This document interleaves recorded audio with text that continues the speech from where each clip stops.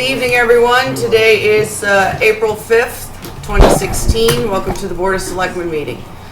First thing I want to tell you is that my back is really bothering me tonight, so if I seem fidgety, that is why. Couple of let's take a motion. Mr. Hillman will be a few minutes late. Make a motion. Do we have any amendments to the agenda? Madam Chair, two. One is just for public benefit. The Eagle Scout recognition is going to be postponed for tonight. Okay. And secondly, if there is an objection, under my report, a amendment for a purchase order for the Hayes, purchase order for the wastewater pumping station from Hayes Incorporated. Okay. Anything else?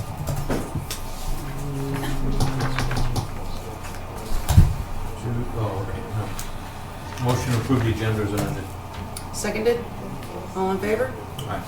Chair says aye. Agenda is approved. Couple of announcements. The second full week of April is National Public Safety Telecommunicators Week, sponsored by the Association of Public Safety Communications Officials. April 10th through the 16th is designated as a week to celebrate and honor the thousands of men and women who respond to emergency calls, dispatch emergency professionals, equipment, and render life-saving assistance to the world's citizens.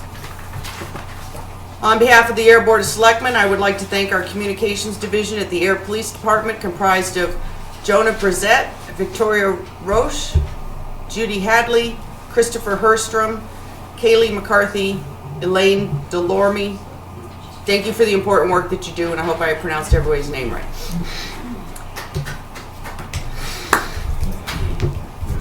Tickets are now on sale for Ayer Shirley Regional High School Drama Club Spring Musical Roger and Hammerstein's Cinderella, being performed April 29th at 7 p.m. and April 30th at 2 p.m. and 7 p.m. Tickets are $10 for adults, $8 for students and seniors. For tickets and more information, call 978-772-2545. And yes, a winter parking ban is in effect through April 15th, 2016. The winter parking ban prohibits the parking of any motor vehicle on the street or sidewalk throughout the town of Ayer overnight, 12:01 a.m. to 6 o'clock a.m. and during snowstorms. Quite honestly, we should have called it this year a spring parking ban, because that's when winter seems to have hit us. All right, so is there anybody here for public input other than perhaps Depot Square access property update? If you are, since it is on the agenda for later, would it be possible for those wanting public input to maybe discuss it at that time? All right, I see a thumbs up on that. Okay. Anybody else here for public input? All righty then. Chief Murray, come on down.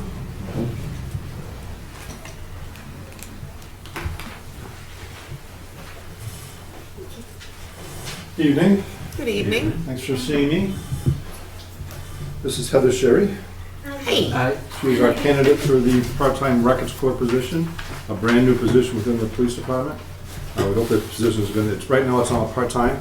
We hope that it's going to go to full-time this spring or summer. That'll depend on town meeting. Heather holds BS in business and has worked in office settings supporting municipalities, as well as being a manager at the former Clinic Cleaners here in town. Proven track record of proficiency in office settings. Has good organizational and customer service skills.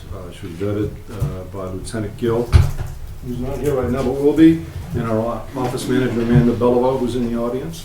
And we think she'll be a good addition to the staff. Absolutely most welcome to the staff. Wonderful. Welcome aboard. Thank you. Yeah. I don't have any questions. If it's all the same, I would like Heather to start this Thursday, if that's okay. That sounds good. Make a motion to approve Heather Sherry as a part-time records clerk effective Thursday, Thursday the 7th. 7th. Seconded. All those in favor? Aye. Chair says aye. Congratulations. Thank you. We're looking forward to you being there. I know Chief Murray's been very excited about this. Thank you. Thank you. All right. Okay, so we can't hold the public hearing early, correct? Correct. Okay. Anything we can move up? for a minute? Sure. Yeah. Yes. Madam Chair, I mean, if there is an objection, under my under my report, the amendment for the purchase order for the Hayes, and it is a hard, I had sent electronically to the board. This is a purchase order for the wastewater pumping station wireless monitoring and control system through Hayes Incorporated. And the amount of the purchase order is $36,282. And as the board is aware, under Chapter 30B, any purchase order over $35,000 requires approval by the Board of Selectmen. So I'm respectfully requesting that the board approve the purchase order in the amount of $36,282 with Hayes. So Maxine? Yeah, and through the chair, I don't know if the DPW superintendent has anything to add to that. I can just give you an update on it. I don't know if you're aware that we have 18 pumping stations for wastewater throughout town. And right now we have leased phone lines for every one of them. So we have 18 phone bills. The cheapest, which is $40 a month. The highest, which is $250 a month. So this replaces that. It uses a cellular system, and it gives us a lot more control, a lot more monitoring capabilities, and saves quite a bit of money. So we went through the procurement process, and this was the vendor that we selected. So, Yes. so this is to install the wireless? This is to buy the boxes. Oh, okay. So I'm putting together the contract now to install it. Okay, So, so this is just the purchase of the box? we have $40,000 budgeted in this year's capital budget and $40,000 proposed in next year's capital budget. This is a purchase order agreement, so basically what I do is as we need the boxes, we will issue a purchase order for the number of boxes based on the unit prices. How many did you say, Mark? 18. Yeah. And they're different models depending on how many signals we're sending. So. Yes. Make a motion to approve the purchase order agreement between the town of Ayer wastewater pumping station wireless monitoring control system with Hayes Pump Incorporated for the amount of $36,282. That's it. Seconded. We're buying boxes, 18 boxes for the wastewater pumping station wireless monitoring control system. Yeah, I read that in the packet. All those in favor? Aye. Aye. Chair says aye. All right. Madam Chair, if there's still 5 minutes till the public hearing where the superintendent is here, if there is an objection, also under my report, per the board, the member of the public at the last meeting had asked about underground utilities on East Main Street, and I believe that the DPW superintendent at the board's request has prepared a memo on that, and maybe has a few things to offer on that. Sounds good.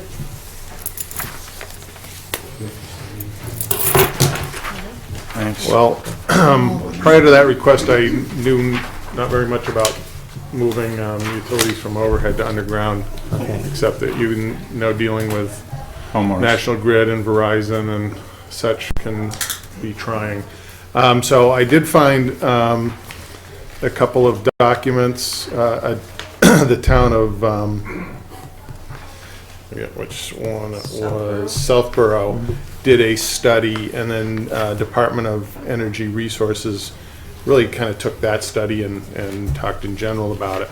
But basically, it's feasible to do it. It requires a fair amount of construction.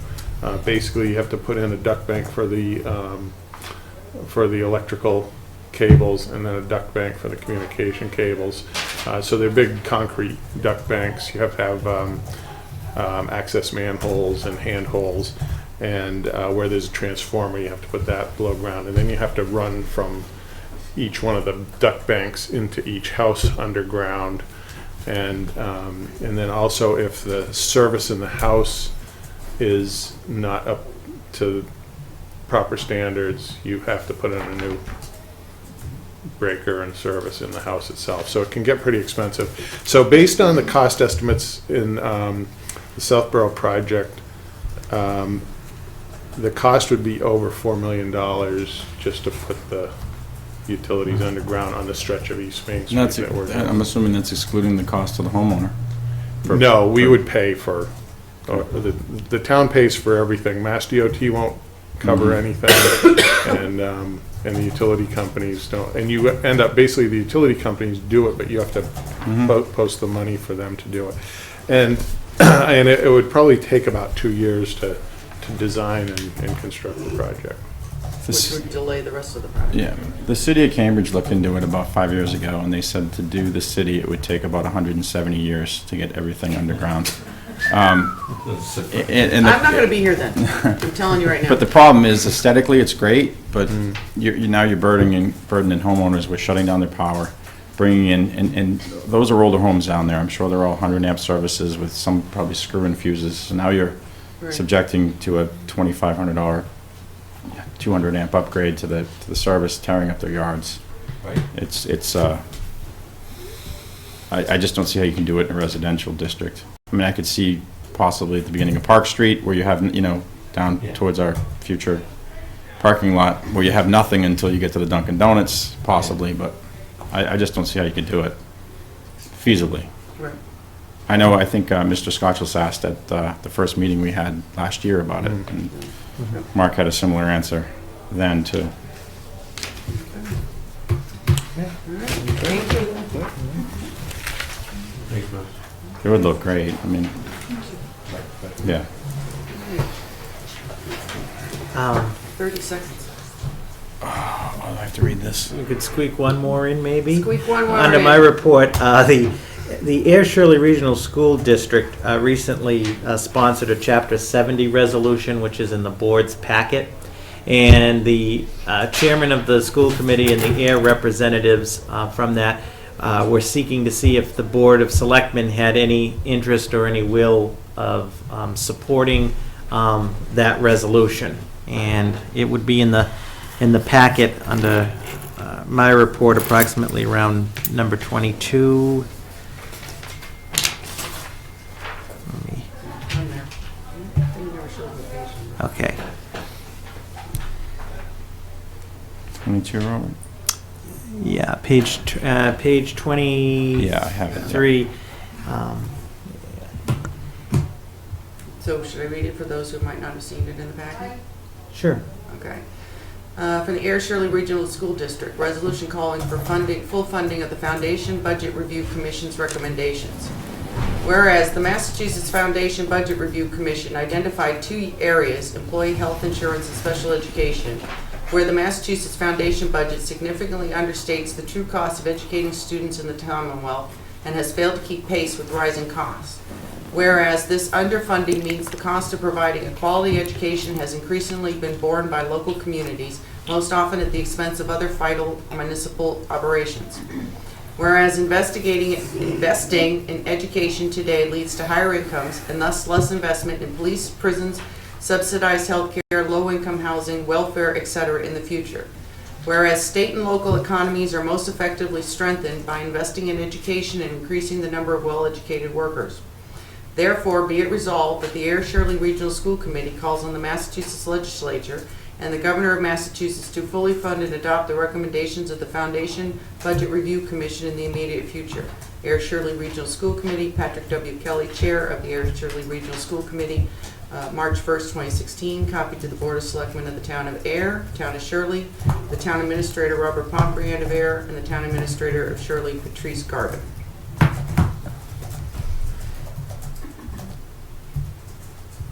Oh, there's more.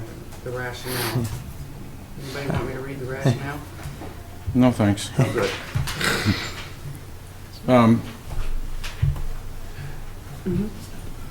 I mean, just to outline it, unrestricted local aid has been cut by $1.7 billion since 2001. I'm sorry, yeah, 43%. So I think, if I correct me if I'm wrong, the governor level funded some of the budgets, but with the increase in special needs children, I think there was a cut into regional transportation as well, which we, unlike other school systems, cannot charge for as part of the regional school committee, I'm sorry, district. So that money has to come from somewhere. So we can't raise revenue for it, but we don't get as much revenue from the state to fund it. And I'm pretty sure that when D-Bus's contract or whatever comes up again, I'm sure it's not going to be cheaper. So that ends up going for fixed costs going forward instead of education. And then I know firsthand what it costs to educate a child with special needs, and it's tremendous. I mean, there's no way around it. But I mean, some kids are severely special needs that have to be outsourced. Well, the community pays for that. There's some, if you have to go to a special school, where you send it doesn't pay for that. The school district pays for that, and that's any district throughout the state. So, I mean, it could cost $50,000 to outsource a kid that can't get the services or more. Yeah, exactly. So it's hard to see that this is level funded, especially with the incredible spike in autism over the last few years, and as it's Autism Month. But yeah, I was a little disappointed in this. Big fan of the governor. I think he's got a little too much excitement for charter schools, and was a little short-sighted. And I know this is preliminarily. We know how that works on the floor, and it'd be good to ask the delegation too. But I fully support standing behind all these other communities that are asking for this to be looked at. And a motion? Yes, that is a motion, I guess. All right. All those in favor? Aye. Chris? Aye. Chair says aye. So, Madam Chair, to the board, what I'll do is I will put a cover letter from the board with this resolution that on this day, the Board of Selectmen endorse and support this resolution. FinCom Send it to the state delegation. Did last week as well, it's correct. Pardon? Did Yes. FinCom did as Yes. well? Good. Okay. Okay, All right. thank you. Okay, and now, all right, public hearing. Oh, where is it somewhere there for me to read? I didn't see it. Just read. It's like page 3 or 4, something like that, I don't know. Yeah, hold on, give me a second. Here, I got it. Public notice, Air Board of Selectmen will conduct a public hearing Tuesday, yeah, I get it. First floor meeting room regarding application of Littleton, no. It's further up. Yeah, I saw it just a minute ago, sorry. Page 4. On my glasses? No. 2020, baby. Ready to open the public hearing? All right. All right. The Town of Ayer, Board of Selectmen, public hearing FY 2017 water and sewer rate public hearing notice. The Ayer Board of Selectmen will be conducting a public hearing on April 5th, 2016 at 7:15 p.m. in the first floor meeting room at the Ayer Town Hall, 1 Main Street, Ayer, Massachusetts, 01432. The Board of Selectmen, in their legal capacity as the town's water and sewer commissioners, will hear the report and recommendations of the town's water and sewer rate review committee, take public comments, and consider approval and adoption of FY 2017 water and sewer rates. Janice L. Livingston, Chairman, Gary J. Luca, Vice Chairman, Christopher Hillman, Clerk, and it was posted March 18th, 2016. And the 25th. And the 25th. Thank you. Do you want us to go ahead? Hold it up and. Yeah, go ahead. Smile. 'Cause As in the slides are packet, past- people can go online. These are the same criteria that we've had for years, actually. So our overall goal is to set rates to recover costs and avoid significant fluctuations. So it's sort of a smoother sailing, given projected expenses and future capital needs. That's what our main goal is. And it's also to reduce reliance on retained earnings, to cover annual operations, and attempt to build a stabilization reserve for each fund, specifically for future capital needs. So the discussion points for this year, when we met, once again, was to evaluate septage for possible limits on capacity as well as fee charged. The revenues from septage were once over $200,000 annually, but in 2014, the DPW superintendent recommended that the committee wait to receive more information from DEP regarding new limits imposed by updated permits. Until then, the DPW superintendent has suspended septic intake. So there's a rather large revenue source that is no longer with us for sewer anyway. We've also discussed the possibility, as we have for several years, of selling some future capacity back to mass development. In the past, they don't seem very interested, although there's new management, and last I heard him say at your selectmen's meeting that they It's on record. may be agreeable to restructuring the current contract. Correct. The contract expires December 31st, 2021. Another discussion point that's been talked about for years now is a review of the water and sewer fees. And this year, the superintendent, and I think Pam helped, they developed some fees. They reviewed the fees that were in place and developed and brought to the rate committee a set of fees with their recommendations, and the water and sewer commissioners are going to be asked to approve or vote these changes effective July 1st, 2016. The rate committee has met and will continue to meet on a quarterly basis to review things like septic intake and changes to contracts with mass development, as well as to get a status on the current water and sewer capital projects. And lastly, the rate committee is currently investigating options for structuring a senior discount program in response to a citizen's petition presented at the October 26th, 2015 special town meeting. The committee's goal is to complete the structure by July 1st, 2016 for implementation, and I believe and Mark will be talking a little bit more about this later, probably? Okay. So we'll get right into the meat of the numbers. This is an overview for the sewer expenses.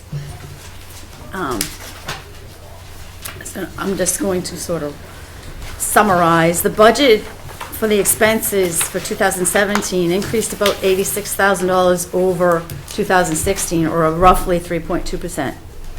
And this is due mostly to the following: an increase in wages of about $30,000, as well as an increase in indirect costs of about $25,000. And these particular increases in wages and indirect costs include the cost of a new position to be hired during FY16, I believe, and it's supposed to be split between the water and sewer departments. This was it was a contractual agreement. There's also a decrease in utilities due to net solar metering of roughly $50,000. A decrease in special projects because FY16 included Nepody's project of $20,000 and FY17 does not have that. An increase in debt due mainly to East Main Street project, so we'll be kicking in. And then we had some sewer stabilization funding, so that's to provide for our future capital needs, and you will understand more as soon as we get through a couple of slides why that is so important, especially for the sewer department. And also an increase in the operating reserve fund. This is like the reserve fund for the general fund. So if there's some kind of emergency, they can take care of it. It's a $10,000 increase. So you see our total expenses that we're projecting is approximately $2.7 million, 2,773. So then we have miscellaneous revenues that applied against these costs in order to figure out what we have to raise in rates. And this is a snapshot of them. While the total miscellaneous sewer revenues estimated for FY17 remain about level with FY16, please note that due to increases in interest and permits and fees, the town does not need to use prior year retained earnings. Also important in light of the capital we're going to discuss. This allows more funds to accumulate in order to provide some funding towards future capital needs and potential emergencies. So, of the $2.7 million, roughly $100,000 will be collected in miscellaneous fees. So the next slide shows you. Nope. Yeah, next. It shows you a summary of what we need to raise in rates, roughly $2.6 million. Okay, so the next slide is, I am finally going to get to the capital. Just a quick note on sewer capital. This chart replicates the capital request that the superintendent prepared for the capital planning committee and the rate committee this year. And if you recall, in FY14, the town voted $100,000 for a wastewater treatment facilities engineering evaluation study.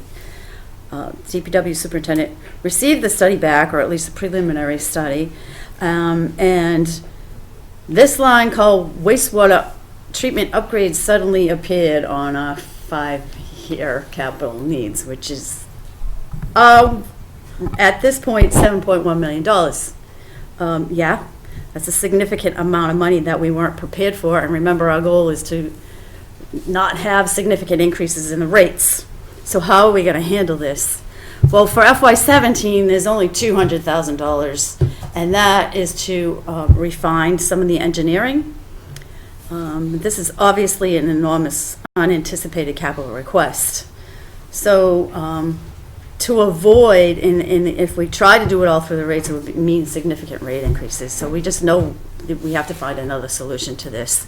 So the town will be taking the following actions. The DPW superintendent and the town engineer will be working with the consulting engineers to scrub down the cost and find financial efficiencies in the project.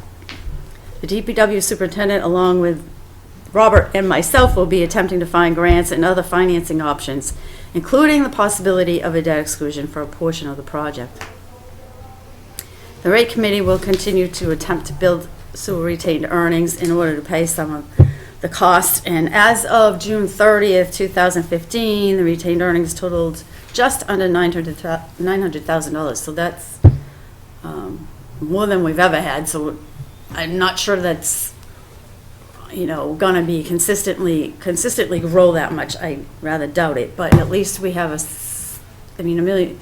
It's less than $1 million, and we're talking $7 million. So it's helpful, but it's not going to be the solution. In fact, I ran rates of just using surplus without a debt exclusion, because right now we don't know of any grants available, but or other financing available, but and it wiped out the reserve and then some, and that's not really in a good position to be in case of any major emergency. You want to have, I would think, at least $500,000. What's that top line? I was going to make a couple comments on this. The top line, infiltration and inflow, in our new NIPD's permit, which is the permit where you have the discharge, they are looking at not just the treatment plant and how we treat it, but they're looking at, are we maintaining our collection system? So inflow infiltration, or II as it's commonly termed, is water that gets into the system not from flushing toilets. So it's leaking in through catch basins, or people have sump pumps tied into their sewer line. We were finding a problem out at our Stony Brook pumping station, and we determined there was a catch basin tied into the sewer. So every time it rained, the station filled with water. So and that's a budget that assumes we have a lot of inflow infiltration in a lot of different areas, and we have to do a lot of rehabilitation of the system. But we haven't done the study yet, so we that's the first phase, is we actually have meters out in the system right now, so when we do get if we can see where the high flows are coming from when we do get rain or snow events, and then we'll refine that and do some additional investigation. So probably about $250,000 is to really nail that down, and then the what we use that for is to have developers pay to fix it. So we have a policy in place that if you want to connect homes to our system, you have to remove 4 times the amount that you're going to add to the system. So they would go in and do the work. So it may be $250,000 to do the complete study, or what I was hoping was with the Groton interconnection that they would pay for part of the study also. And then as more developers come in, then we'll have them pay to fix it once we have a list of what needs to get done. So that necessarily isn't our cost. Right. Okay. And then the other thing I just wanted to mention, we opened bids on the West Main Street pumping station yesterday. We had $550,000 in the capital budget. We wanted to bid it before town meeting in case we had to make some changes. The low bidder was $340,000, so probably when we add engineering and contingencies, it'll be under $400,000, so that number will come down some also. Yeah, so now I'm going on to water expenses. The budget expenses decreased approximately $30,000 or 1.6% over 2016. And this is due mainly to, again, an increase in wages of about $23,000 and an increase in indirect costs of about $22,000 related to that new position that was supposed to be split between water and sewer. Also a decrease in repairs and maintenance and security costs, $16,000. Decrease in debt due to pay down on projects of $68,000, and an increase in the operating reserve fund. So we're talking about $1.8 million that we need to raise in costs, or anticipated costs. And then, once again, we have miscellaneous revenues for water, similar to sewer.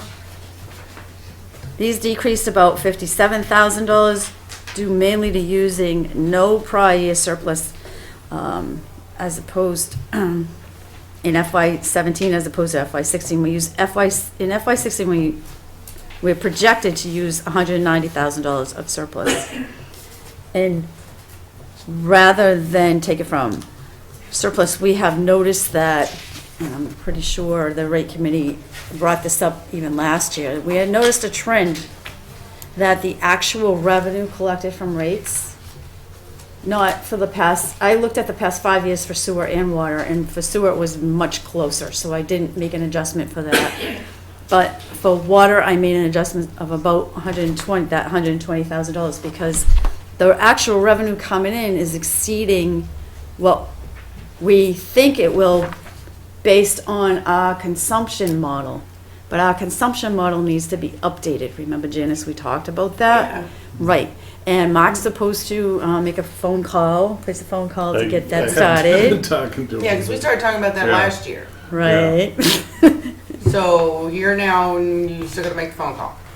Well, That oh, you may what- have that what you already. just said? Oh, I've talked to the. Okay. He's putting a scope together. Okay. Yeah.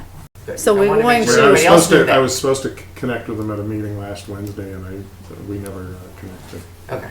It's He's been working. several years, so Yeah. you can have Yeah. even just changes in businesses, just regular, but we've also installed a lot of new meters, and those Right. meters usually Yeah. read more accurately. We have, with the new meter program, we're getting a lot better data, well, for a couple reasons. One is we're reading and billing quarterly, so now we're getting twice as much data. But we're also seeing that they're a lot more accurate, especially on the larger meters. Okay.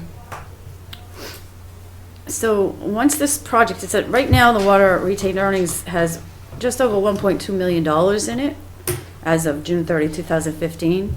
And we have in the past specifically voted to use some water retained earnings for the Grove Pond plant expansion, over $1 million worth. So that saves the ratepayer. It doesn't, they're still contributing towards that over the years, but it doesn't hurt as much because they're not hit with a significant increase in rates just to pay for that. So, and our plan is, once this consumption is reviewed and we have a better handle on projecting revenues, then the rate committee will sit down and discuss options of using some of that $1.2 million. Keeping in mind that our goal is to retain a balance of approximately $500,000 in the account, just in case of, very huge emergencies. So the next tab, like the last, just shows how much we need to, how much our anticipated expenses are, the 1.8 million versus 250,000 or so of miscellaneous revenue. So we need to basically raise about $1.6 million from rates. So the next slide, when we push this through our rate model, the rate committee is recommending approximately 2% increase in the water rates. And this is slightly less than what we projected for FY17 when we were doing the FY16 model. Okay, next one. And for sewer rates, we're recommending just over 3% increase for FY17. Again, these rates, or these percent increases is slightly less than we had projected them to be last year. And then the next slide shows you the impact on the average resident. According to PM Martin, DPW office manager, the average resident uses about 1,100 cubic feet a quarter. So, doing math out, it's about a total annual increase of $12 between the two of them. Okay. Now, is all the infrastructure changes that we're gonna be doing included in this? Well, that's just for FY17. If you look at the next couple of slides, it will show you what we hope to keep it in. The water, at this point, won't be an issue unless we do a water study and find out we got $8 million in Well, we've done a lot of upgrades to our water infrastructure. We have. So, and that's weird. And the sewer, so that's doable, Gary. But the next rates, the sewer rates, I had to run assuming that half of that $7 million was going to be paid by a debt exclusion. And there are some reasons the timing may be good because the police station is going to be paid off. And there are reasons, you don't want to hit the ratepayers with the entire cost, I don't think. If there's another way, that's fine too. But at least as a debt exclusion, it's your taxes, so it's an increased write-off for you. And it's spread differently. I know. It's not the best, but I don't know. My argument is, you do debt exclusion every year, it's an override, basically. It is an override. Yeah. But I'm trying to balance that with these rate increases, which I think would probably double if I didn't put them in. So hopefully we'll find another solution. Hopefully we can scrub it down and do what we need to do. When we look at the proposed capital improvements, there's some that we can do in-house, there's some we can engineer in-house. The first big thing is we need to do some electrical improvements to keep the plant reliable and operating. And that's a huge chunk of money. But a lot of the other things, looking at it, it's kind of like, if you went in your kitchen and you said, okay, I'm going to replace the sink. And you replace That the whole costs, kitchen? well, no, and that costs a certain amount. Then you said, I'm going to replace the faucet, and that costs a certain amount. Then you go, oh, I'm going to put a new counter in. But if you did it all together, you would save some money. So that's kind of the way it was when each individual project was looked at. But if we put it all together and, as Lisa said, scrub it down, that's a high budget number. And then there's also, for certain items, there are grants or funding mechanisms available. So it's safe to say a lot of it's infrastructure. it's needs to right. be It's upgraded. basically the plant. The wastewater treatment plant was built in the early '80s, and we've added stuff to it, but we haven't really replaced anything. So it's more than 30 years old, and you've got a brand new UV disinfection system, which is really efficient and is saving a lot of electricity, next to a pump that's 40 years old and runs 24/7. So that's what we're looking at is the 35, 40-year-old equipment. Right. Make it more efficient. Just weird. Okay, next slide. No, I can Oh, wait till after sorry. the next slide. No, go ahead. I'll go after that. So this one Mark actually you. submitted. Just the comparison. So there's some information on that different consultants do rate studies of different communities, and I don't think they have all of Massachusetts, but they have a pretty good number of communities. And so comparing Ayer to what other Massachusetts cities and towns pay, you can see our Ayer's the third from the left side there, and we're on our water, we're below the average, and our sewer, we're a little bit above the average. And I think my town is both the two high ones there. MWRA, right? Right. Well, you know, it's interesting because when I was looking at this, for instance, I think it's Cohasset, it's one of the towns down there on the South Shore. Their water rates were really high, and the reason is they have a flat capital improvement fee to pay for their new water treatment plant. So everybody pays like $500 a year, no matter how much water they use.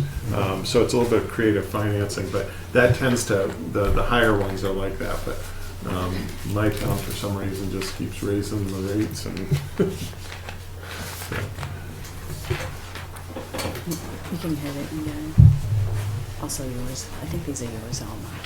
Oh, right. So we looked at our water and sewer fees, and a lot of the fees, they've been looked at over the years, but not all of them have been adjusted, and a lot of them we looked back. And when we say fees, it's like, for instance, a water shut off, and I'll go through those. But they hadn't been adjusted since 1995 on a lot of them. And an example of, so what we basically want to set the fees is based on how much does it really cost us to do that.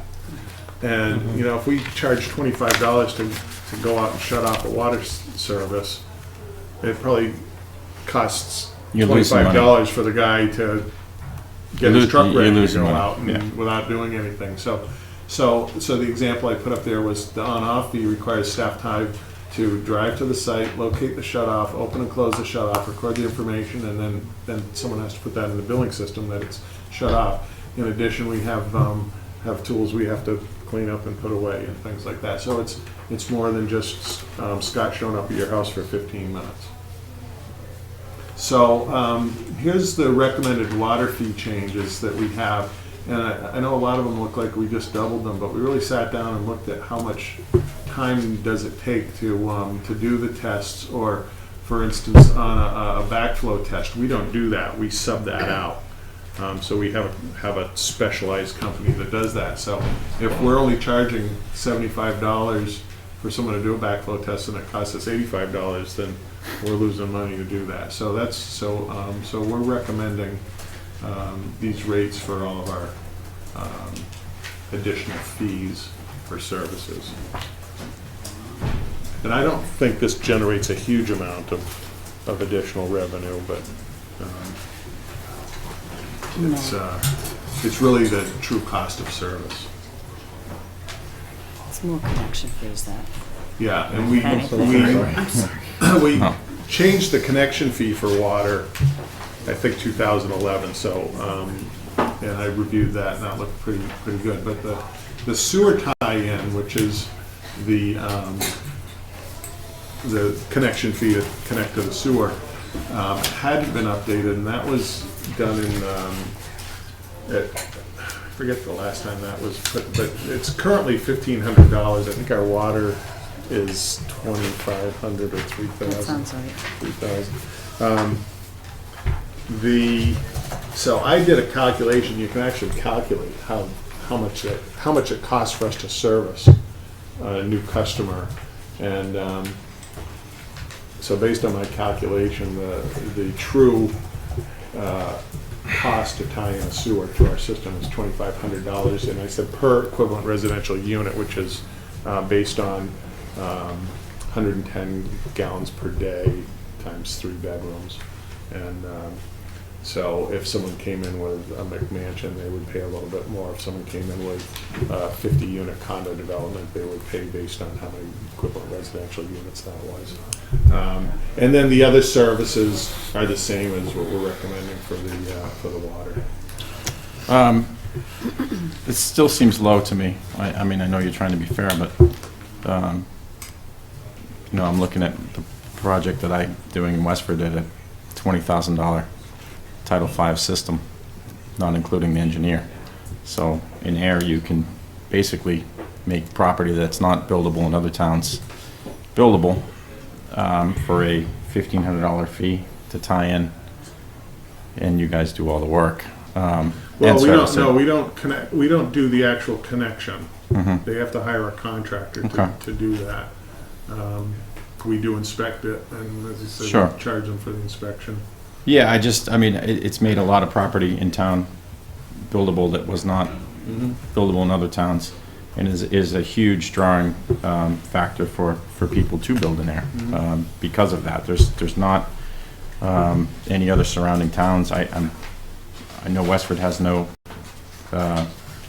city sewerage. I believe Groton has minimal that comes through Pepperell or Townsend, Yeah, and Harvard has none. Littleton has none. yeah, And Devon's does. Devon's does, Westford And does not. Shirley connects through Devon's, Yeah, at a higher rate, but I so. don't know if they have sewer throughout the town. We pretty much cover 90% of the town. And I'm not trying to take away from my business, but it seems like, I mean, obviously we only have so many permits, but, and we're also tying in Pingree Hill at a much reduced rate from 2010, Mm-hmm. which was agreed upon, so there's nothing we can do about that, but just throwing that out there to possibly increase a little bit of revenue. Or the across lines tie-ins that we had the issue or discussion That was my back. next question. Anything's been done with that, and do we have any kind of rates? If we don't, can we? Rates for out of town? We can, yeah. Has that been discussed at all with the rate? No. No. No, just the, well, I know for, what we end up having to do, like for Groton, which I think is on hold again, we would give them a rate. So it wouldn't be per house or per equivalent residential unit. It would be based on, this is how much the town of Groton's gonna pay us for the sewer. And we could do the same for other tie-ins, or if we wanted to do it on an individual house, we'd work that up. But what we end up having to do is, so the Groton example, we have to have an intermunicipal agreement with the town of Groton that says this is how much you're gonna pay, and this is when you're gonna pay it. It's not just, they're all of a sudden a new customer of ours, it's really the town of Groton that's a customer, and it determines how we bill them and bill the customers, so. I guess the point I was looking at is that, was it Douglas Drive? Well, Um, across Douglas Drive. Yeah, so it was right on Yeah. and I didn't have an issue with him tying in, but the house is in Groton?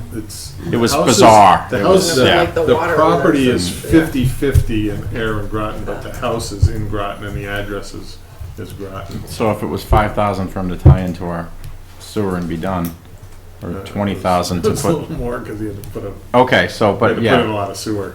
but, it and was 25,000 to still, put a Title V in that may I just stick like, 8 feet Yeah. out of the ground.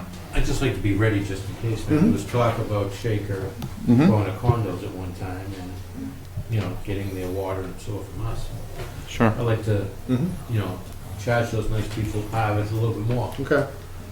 We can, The good people of we it. can look at that. I like that theory, Gary. You don't represent Harvard. Yes, we will. Oh, Noted, it's noted. okay, Yeah. thanks. I didn't hear anything. Okay, good.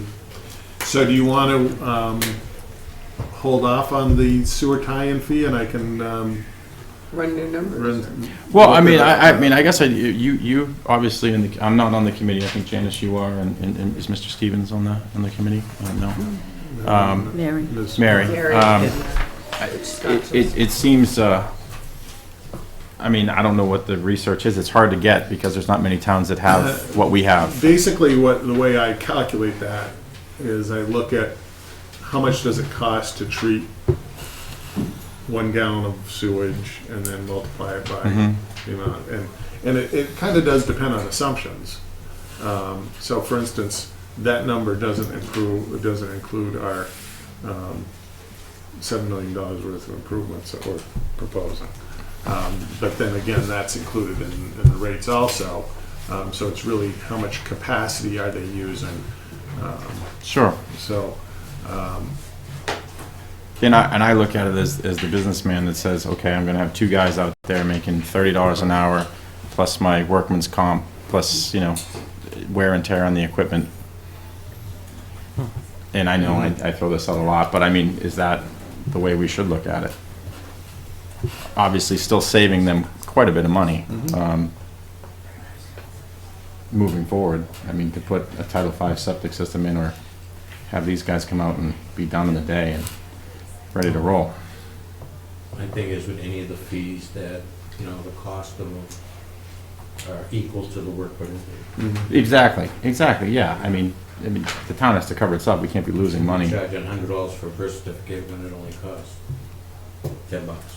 No, my point is, are you covering yourself in terms of, I mean, these guys are, out there in the trenches, with the equipment, with the liability, with the, they're the ones that respond if it freezes up or whatever in the middle of the night. I'm sure we've all seen the water department rushing around in the middle of the winter at 2 o'clock in the morning, or, answering the calls, so, I mean, that's well, stuff. why don't we do this? Why don't we hold off on that sewer tie-in? I'll take a look at it and we'll bring it back to the Water and Sewer Rate Committee.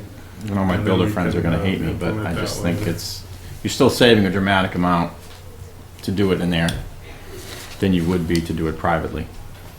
And you're also freeing up a lot more property too.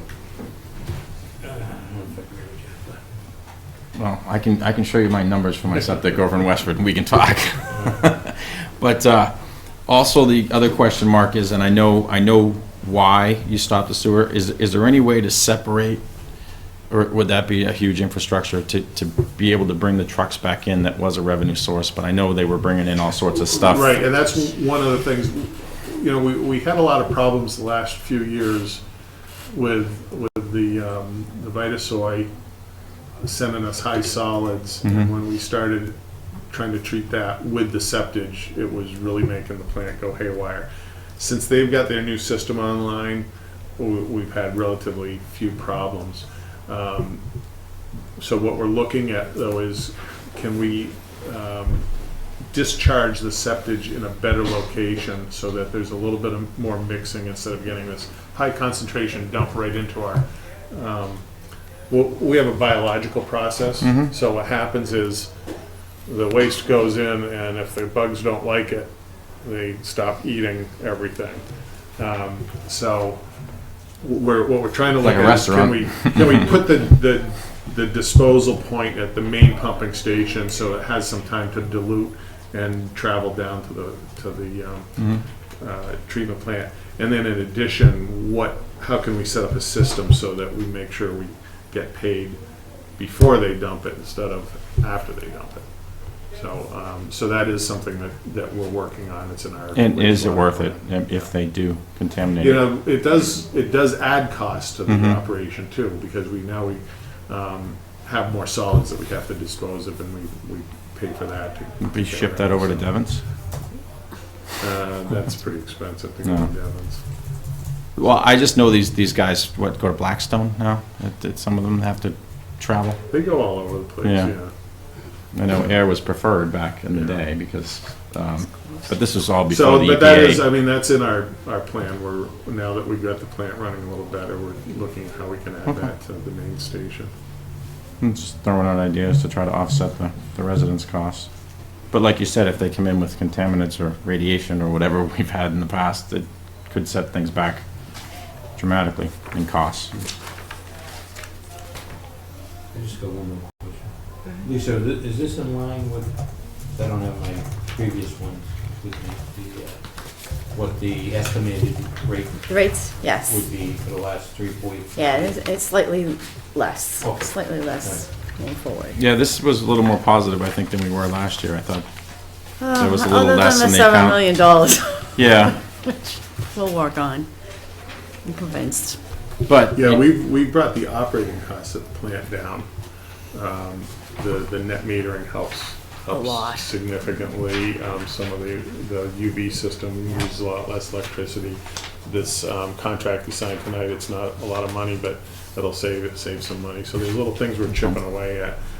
Doing the infiltration means less waste to treat, and so that should lower the cost. Also do the next one.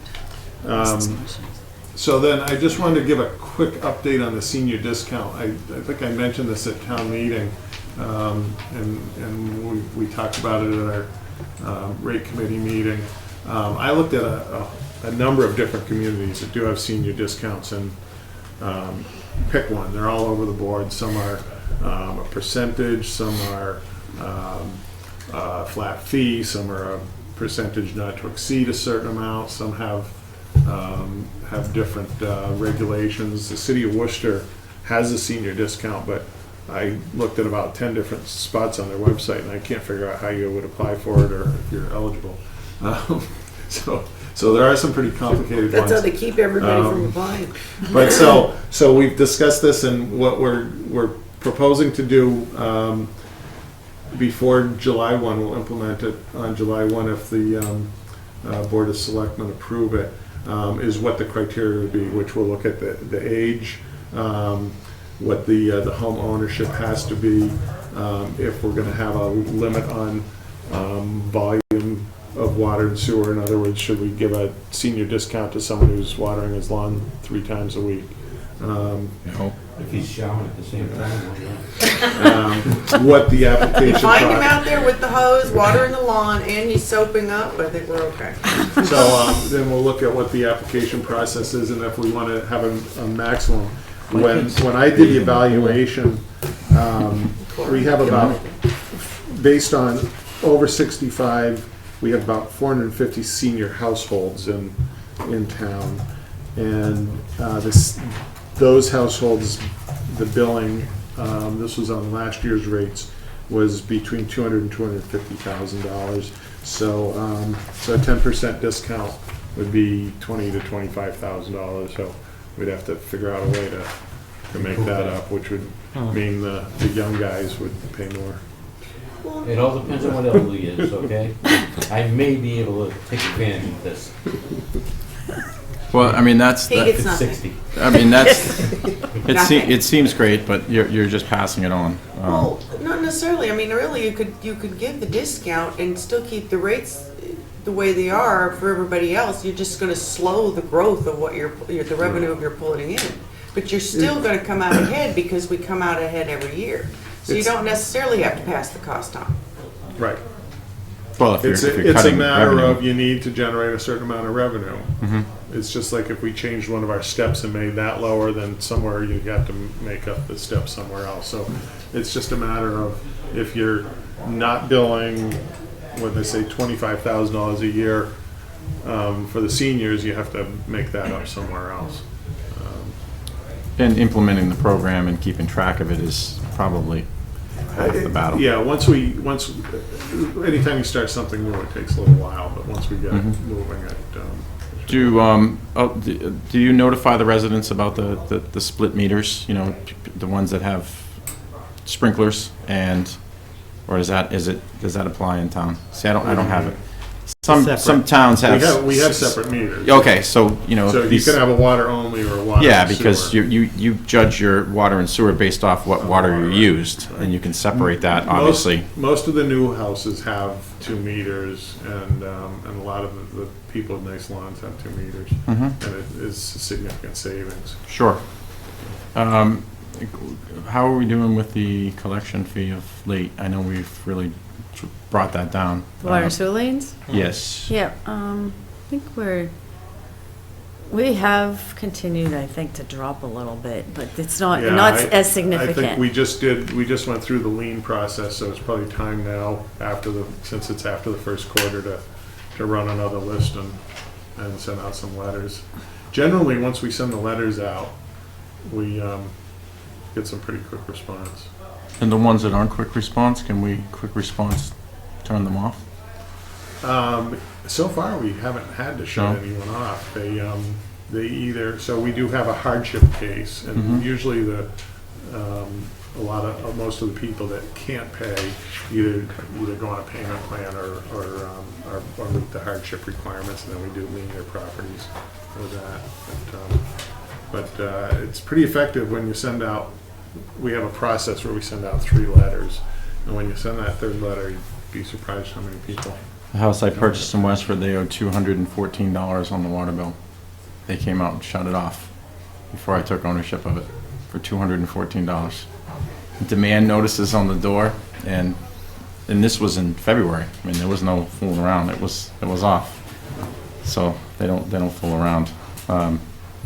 What I found in my business is the people that generally don't have the money to pay are the most honest. You know, people that are on a real fixed income, that give you $10, $20 a week. I mean, I can respect that all day long if it takes you 10 years to pay your water bill. It's the people who, I think we had, what was his name, that owned all those units up there in Devon's Crest that owed $150,000 almost collecting rent. I think we had that straightened out. Oh yeah, he came right in. Yeah. A lot of people in town were in the habit of just having it lien. Right. They just said, oh, it's just easier for me to have it paid with my taxes than it is to. I have a feeling they're writing it off on their taxes. Yeah. They're really not Can supposed we to. get them, I mean, you have a lien fee in here, right? Is that something that Yeah. makes it a little less attractive to do it that way? Yeah, they've raised the water lien charge. Mm. Okay. Can you click it one more I time? mean, we've done a nice job of getting it down. I think when we first got here, I put it was $400,000 or something Nudging absurd like that. Yeah. There we go. All right, so to summarize, unless you have more questions, we're here to have you guys, Water and Sewer Commissioners, vote the increase in the water and sewer rates, first of all, for FY17. I don't have that kind of handout. I know on my handout it was pages 17 and 18. What that, this one, water So the proposed proposed rates? water rates Yeah. would be step 1 from $2.47 to $2.52, Right, Yep. which was an increase of 2.02%. Step 2 currently is at 3.07 cents, proposed at 3.12, which is an increase of 1.63%. Step 3 is at 3.62 currently, proposed at $3.69, increase of 1.93%. Those are the proposed rates for what? for water.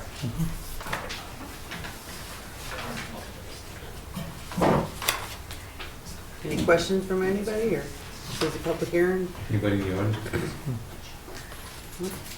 Okay. And then, yes, Make a motion to set the proposed water rates.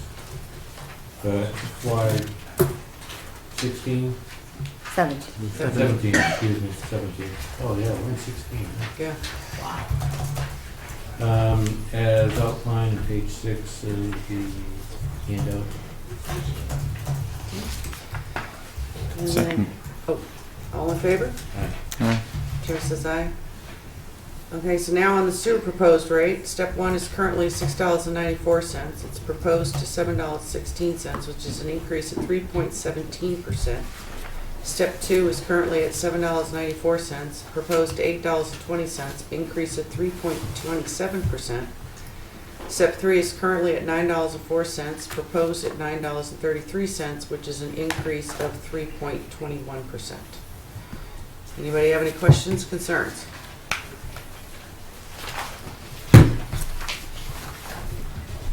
I hate the sewer. Yeah, Go but ahead. you need it, or it's gonna be kind of messy in town. Make a motion to approve the proposed sewer rate by the sewer committee, as outlined on page 6 of the handout. Second. All in favor? Hey, Aye. Chair says aye. thank you for your hard work.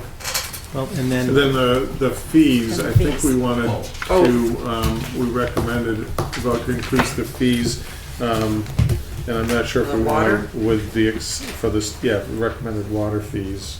And then you were gonna go back and And relook at the sewer. We'll look at the sewer, yeah. Okay. All right, so recommended water fees, in my packet it says page 12, because I got 2 slides on one page, so I'm not sure what page it's on. If you- Anybody, handout. any comments on the recommended water fees? Anybody? Okay. Gary? Make a motion to approve the FY 2017 water rates as recommended by the Water and Sewer Committee, as outlined on page 8. Second. All those in favor? Aye. Chair says aye. And you will come back to us with the recommended sewer rate. I'll take a look at fees. the numbers, yeah. Okay. And the senior one, And we'll have that at, next couple meetings. yeah, I don't know when our next rate committee meeting is, but it'll be the meeting after that. Yeah, June? so, Okay. June, you're in. It was proposed in the fall, Yeah. right?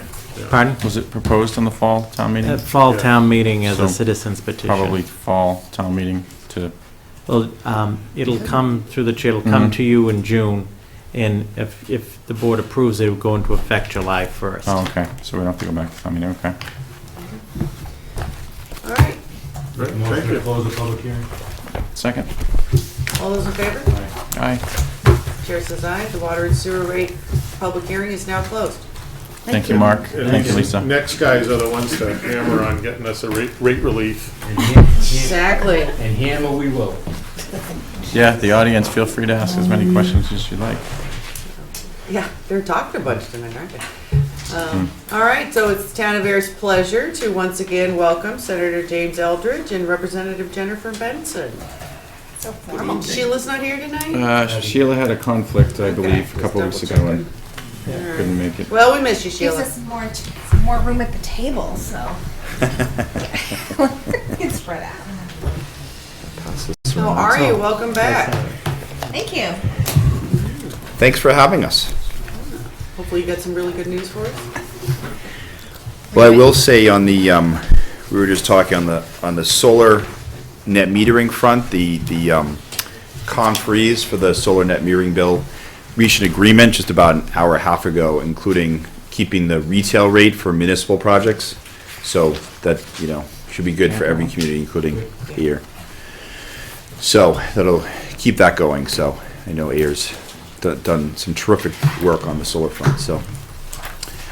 But yeah, I just wanted to talk briefly about a few budget items and really find the best part of this annual update is questions from the Selectmen, so look forward to those questions.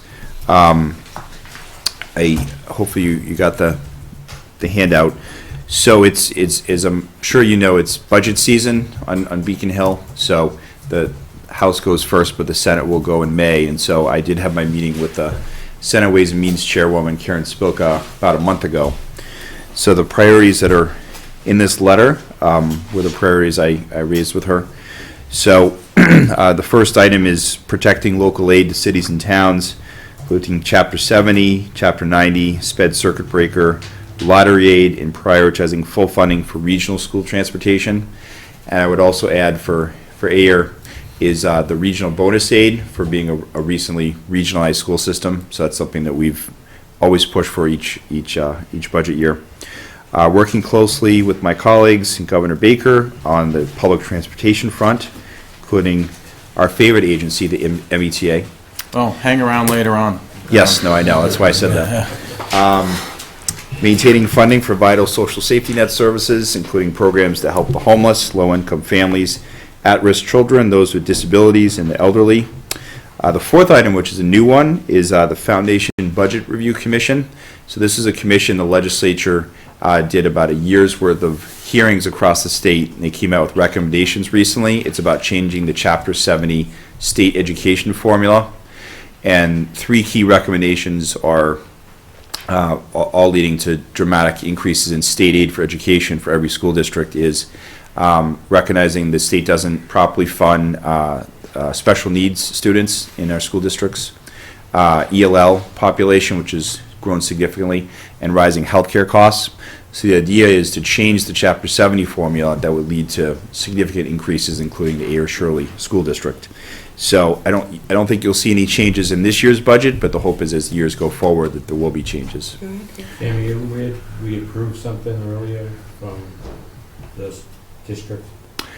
We got letters from the school committee. Oh, Yeah, it's probably the So same you're gonna thing. Okay, They I just wasn't did sure if the tonight. board. They just You'll get one approved from- tonight. Oh, okay. Oh, great. Excellent. Yeah, the Ayer Shirley School Committee had sent us letters too. So thank you. Yes. essentially that things were level funded, yet the costs have gone up dramatically. So on paper, it Exactly. looked great until you actually look at the bottom line with regional transportation and the Chapter 70 Yep, and the sped costs. absolutely. Yeah, so I think that's part of the solution. The fifth item, continue to advocate for significant investments in capital infrastructure, including transportation, water, higher ed, libraries, and public schools. The sixth item, which is, I really see sort of a legacy of this Senate district, is protecting the environment. My predecessors, Pam Reeser and Bob Duran, really led the effort on the environmental front. So what we're trying to do in the state budget is get it so that 1% of all the state budget, all the state agencies, is dedicated to the environment, to protecting the environment. We're at about 0.6% right now, so still have some progress on that front.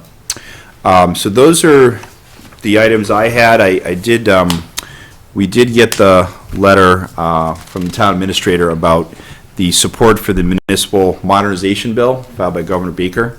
And there's a couple of provisions in there that actually Jen and I have worked on hard, including the liquor license provision.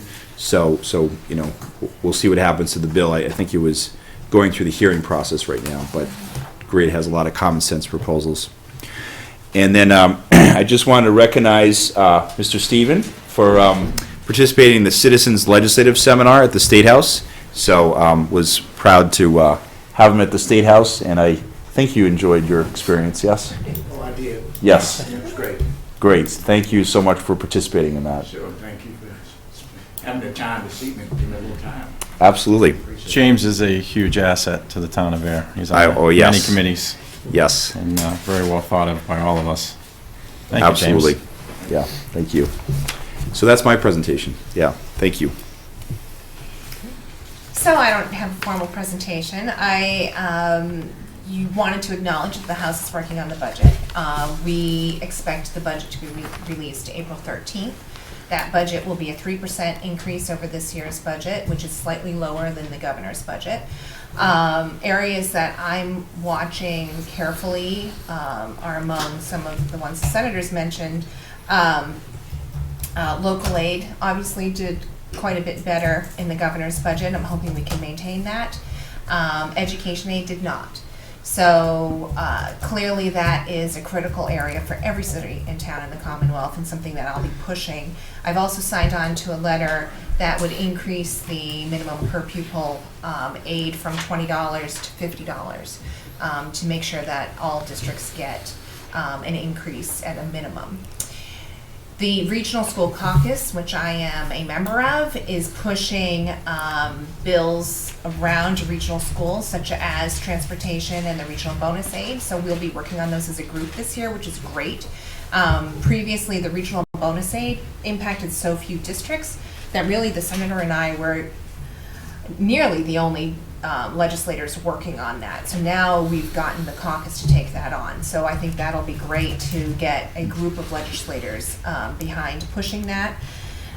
I would say as far as the governor's municipal relief bill or modernization bill, only one that was divided up and sent to different committees in the legislature. Only one committee has completed their work on that, and that's the Revenue Committee. So the parts of that piece of legislation dealing with revenue streams, they have already reported that piece of the bill out. The rest haven't come out yet. Interestingly, even though I am chair of Consumer Protection and Professional Licensure, which normally deals with liquor license issues, those portions of the bill and the also the economic development bill from the governor did not come to my committee. It went to economic development and municipalities. So I have already weighed in with them, and as the senator mentioned, we have co-sponsored legislation to return the decision-making around alcohol license quotas to cities and towns. So that's something that I support. I would love to see that done, and especially since I am now chair of the committee that actually has to hear all of those bills and make decisions on all of those bills. I think it's honestly an unnecessary step for cities and towns. I've heard from my urban colleagues that They have greater concerns, I guess, in larger urban settings with city councils, that there's less transparency around that. But my experience has been with the towns in my district and watching that process, it's very transparent. So I think there will be still some debate and division between urban legislators and suburban and rural legislators on that, and that's where it's fallen in the past. So it'll be interesting to see what happens with that, but I would love to see that move out. As far as other issues, I think, I've really enjoyed working with Ayer. Your board and your town administrators are excellent to work with. They keep us, I think, very much informed on issues, and obviously, as you will discuss later, some of the more pressing local issues, I think we've made a really good team. I've really enjoyed working with all of you on those. So I'm happy to answer any questions. You sound like you're leaving us. Oh, I'm not. Yeah.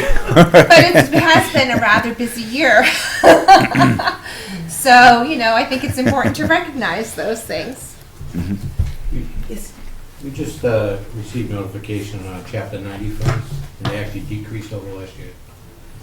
And we've increased miles. Yeah, Yeah, quite significant, I think, in miles as well.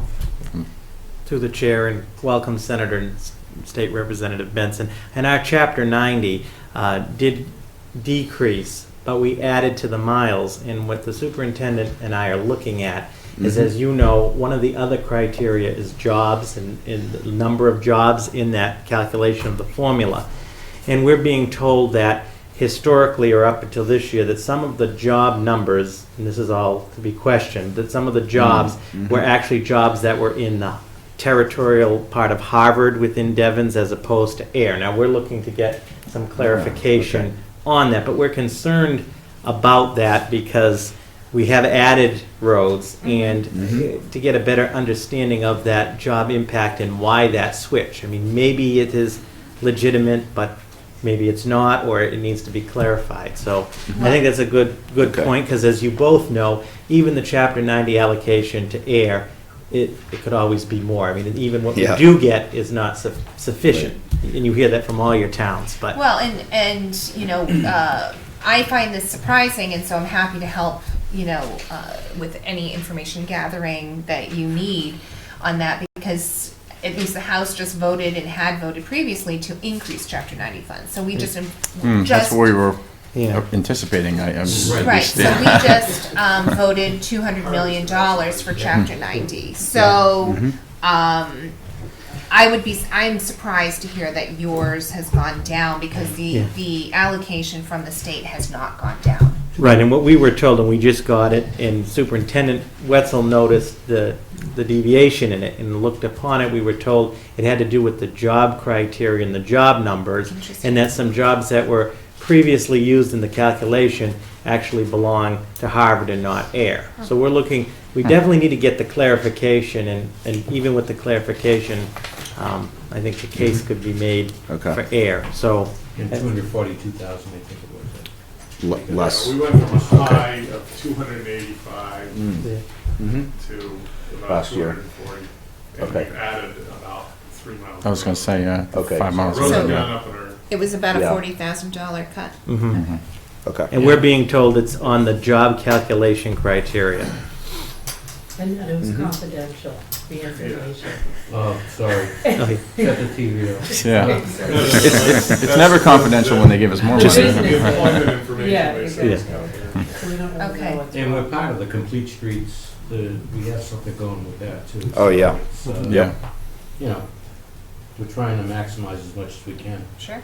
squeeze as much as we can out of you guys. Absolutely. I mean, you look at Park Street, we get 13,000 cars a day going down there. Yeah. So, As we all know from Willow Road, there's 14,000 cars heading in and out of Ayer every day as well, Right. and on that stretch of road. So, thanks. what I know it's been in the headlines lately. The governor's is kind of started with the opioid crisis and funding, and some ideas, and I think some of the laws he's changed are good, more towards doctors. But I mean, is there plans for funding for the communities and looking forward, because I know it's become such a huge crisis throughout the state. We've, thanks to the chief and many people in this town, have done a great job of educating the public and having forums and whatnot, but it's a huge issue, as you all know, probably in every community that you cover. So I know there's been a lot, and they recently with it, with the governor, is it in the budget, or is there Yes. plans to? In his, part of the opioid bill that was passed was increased funding for access to beds and community supports. And I saw that Ayer joined the Northern Middlesex Public Yes. Health Coalition as well. So Great. it's great that you're taking sort of a leadership role in this as well. And you've applied for grant funds for that, correct? Correct. So if I can be helpful in that, but I think that, you know, it's going to take a concerted effort with the state and local governments to really work on this issue. No, I agree. Right? Because it's pervasive. And unfortunately, the reality is that we're never going to completely eradicate this problem. No. Because that's the nature of addiction, right? So our goal is kind of to look at this in a holistic manner.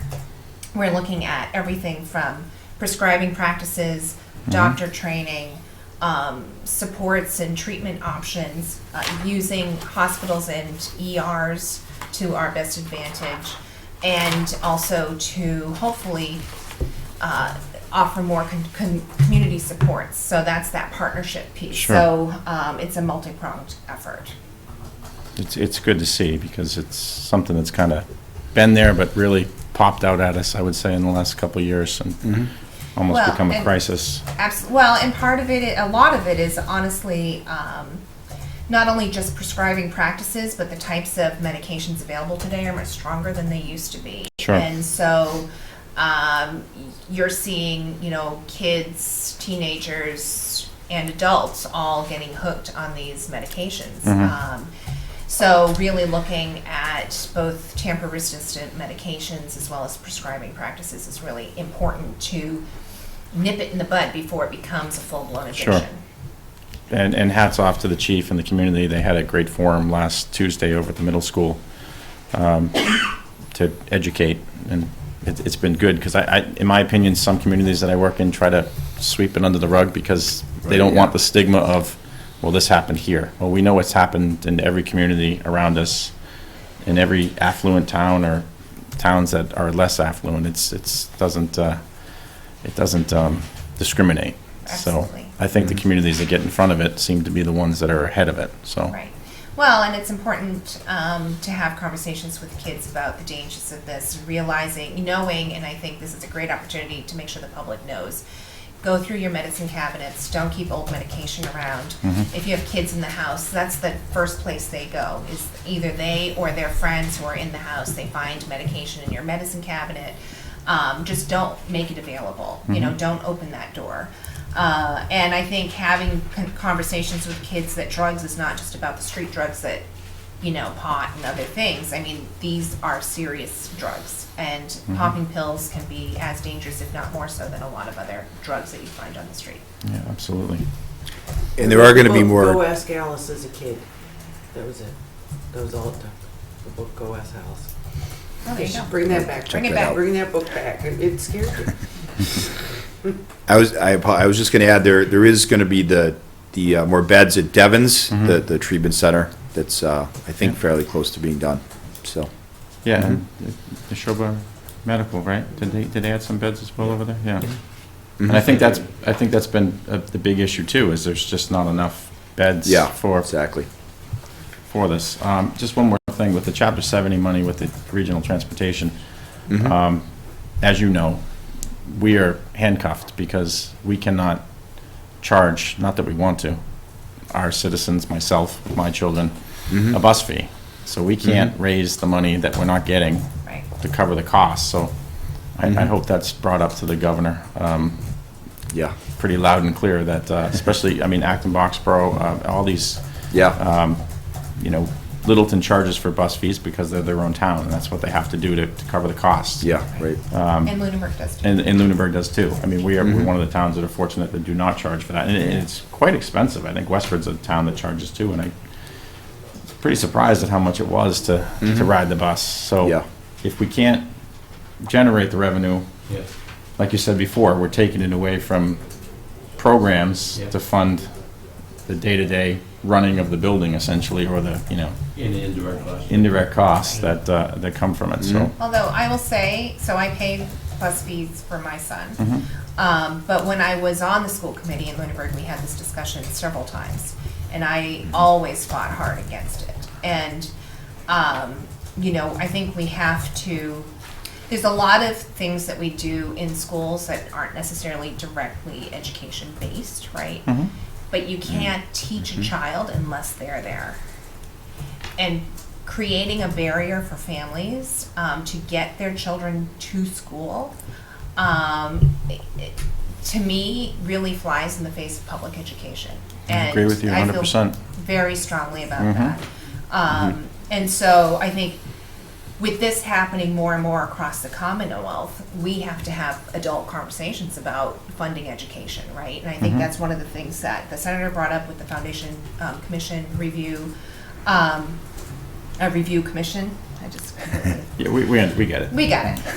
But I think this is a really important, as we add fees and fees and fees, we're talking about hundreds and hundreds and hundreds of dollars for families. At what point are we charging tuition for public education? And, it does create a burden and a barrier for families. Absolutely. So, I think it may seem trivial, but I think it's important to recognize that because there are a lot of families on the edge. And so to say it's $300 for a bus pass per kid is a lot. Absolutely. Including the supplies they need, the clothes they need, everything else that they need, sports fees, everything else. So I just wanted to put that out there that I can't pass it without mentioning it because I've been a pretty big advocate for public education. No, and I agree, and I've said this here and elsewhere. The community is, whether people here agree or not, is driven by the school and the system. And the Yeah. system that we've put in place in the last 6 or 7 years is one of the reasons that Ayer has one of the, I think, second or third highest price increase in home sales, Yeah. home values in the state. Oh, sure. In retaining our kids. But if you have to start cutting STEM programs and all that, which I think I forwarded stuff to both of you about the STEM program last Oh, year right, yeah. in town, and our robotics program just came in second, or again, or is in first place in the They let me state. drive their robot, I have to say. I didn't break it. It was a lot of fun, and they did a terrific job. And our first year band, I think, came in second or third this weekend in the regionals too. So I mean, just saying that it's hard when if you have to make that decision. Are you going to cut a program Yeah. to pay for the busing? And Cheerleaders. yeah, I mean, we had cheerleaders. The Broncos were the national champions from the entire country. So, but how do you tell those kids, I'm sorry, Yeah. can't do that this year That's hard. because we got to pay for the buses, which is obviously a big part of school, as you said. If the kids can't get to school, and some parents leave before their children do, so that's how they get to school. So Yeah. I'm hoping that can be pushed upon, and it sounds like you guys are on the side of pushing at that, so I appreciate that. Through the chair, to the senator and to the rep, and also the rep Harrington, again, thank you, and thank you for your support on many things. Just a couple of things through the board. I appreciate your efforts on the whole Willow Road intersection improvement in Littleton. Yes. We had the abutters hearing last night in the snow, and we're going to do an on-site abutters meeting because some couldn't make it, but that's on schedule for those improvements for the summer, the interim safety improvements. I Right. appreciate that. The Mass Works grant to connect the sewer from Ayer on Westford Road into Groton. As you know, Oh, we yeah. didn't get that, but Mr. Haddad and I, along with Representative Harrington and Senator Donahue, had a meeting with that program in Groton and did a site tour because it's an important infrastructure, not just to Ayer, but to the region, and has economic development and transportation value. So we will be reapplying and appreciate Okay, your good. support, I guess, in Yep. August of this year. But it was I think, a productive meeting to understand what would strengthen the application and to really put a face with the program and the local folks here. I would also like to, through the board, just say and appreciate your continued support of the Neshoba Valley Medical Center, which is really a hospital, and it's important that it stays a hospital, and I stress that it's the largest employer to the town of Ayer, and as you both can appreciate, we want it to stay as a hospital. I'm not saying that there's any discussion of the changes, but as trends, we see trends of these places becoming urgent care centers and so forth. yeah. This town and the region really values a full-service hospital, and it's also an invaluable resource for our emergency medical folks. We run 2 ambulances, you know, on an enterprise account, our fire and police, and it really fills a void between, if you will, Emerson and Concord and Health Yeah. Alliance at Leominster that Yeah. is a strategic, and I know that you know that, but I just felt through the board that it publicly to really stress, I hear it all the time as the town administrator here, the importance of that hospital as a health resource, but also as an economic engine. And I know that the leadership up there has plans to further develop that with the goals of improving patient care. And then just two. Can I just add one thing Yeah. quickly?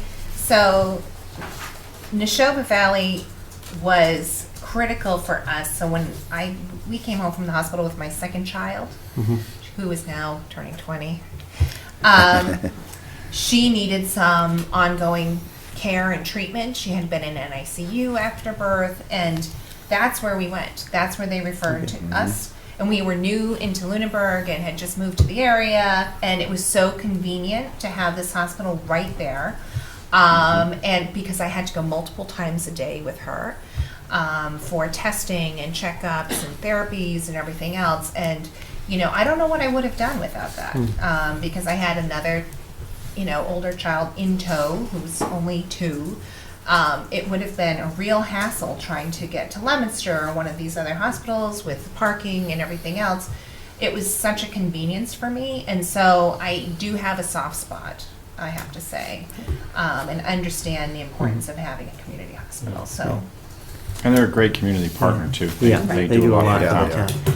And then just real quick, Senator Eldridge, to your point about the 1% towards the environmental issues, as Yes. you know, the challenges of stormwater infrastructure and stormwater costs face all of us, Pepperell, Ayer, everybody. And yes, on the local level, a stormwater rate could be introduced, but that becomes another tax on residents Yeah. and on businesses and so forth. And here in Ayer, we had a very thorough process and debate on that. Ultimately, stormwater funding of it wasn't put in place. But anything, again, that can be done, I know that you had supported measure previous about funding this perhaps through some kind of mechanism like a Chapter 90, but specific to Right. waste, to Stormwater, stormwater yep. improvements, because as you know, we continue to get these unfunded federal mandates and so forth coming on stormwater, that any and all relief would be appreciated. And Yeah. then If I could just respond to that, so yeah, I know there's been a lot of concerns from towns and cities about those regulations coming down from the EPA, so there has been a delay on that, to Right. look at perhaps, reducing some of the cost burden for cities and towns, so that's going on right now. Great. And then just 2 final points on the Ayer Shirley Regional School District, and with the completion of the $56 million high school project, which is great. Yeah. Preliminary discussions, I know the district isn't here, but the district and Shirley and Ayer is the future of looking at the issue of the elementary schools or an elementary school. We have 2 elementary schools. I know you've been to both of them. And in terms of the physical plant and so forth, there's drastic needs, and it was just in the preliminary discussions, but keeping that in mind is the future of the elementary schools. And then lastly, back on the Chapter 90 on the infrastructure. As you know, I see in your letter, Senator, about bridges, and I'm sure you hear this all the time, as do you, Representative Benson. In many towns like Ayer, Shirley, you know of all of them, we have they're small infrastructure Right, projects right, with yeah. huge price tags. In Ayer, yeah. the Shirley Street Bridge and the West Main Street culvert are both failing. And if they fail, the western access to Ayer poses a huge problem.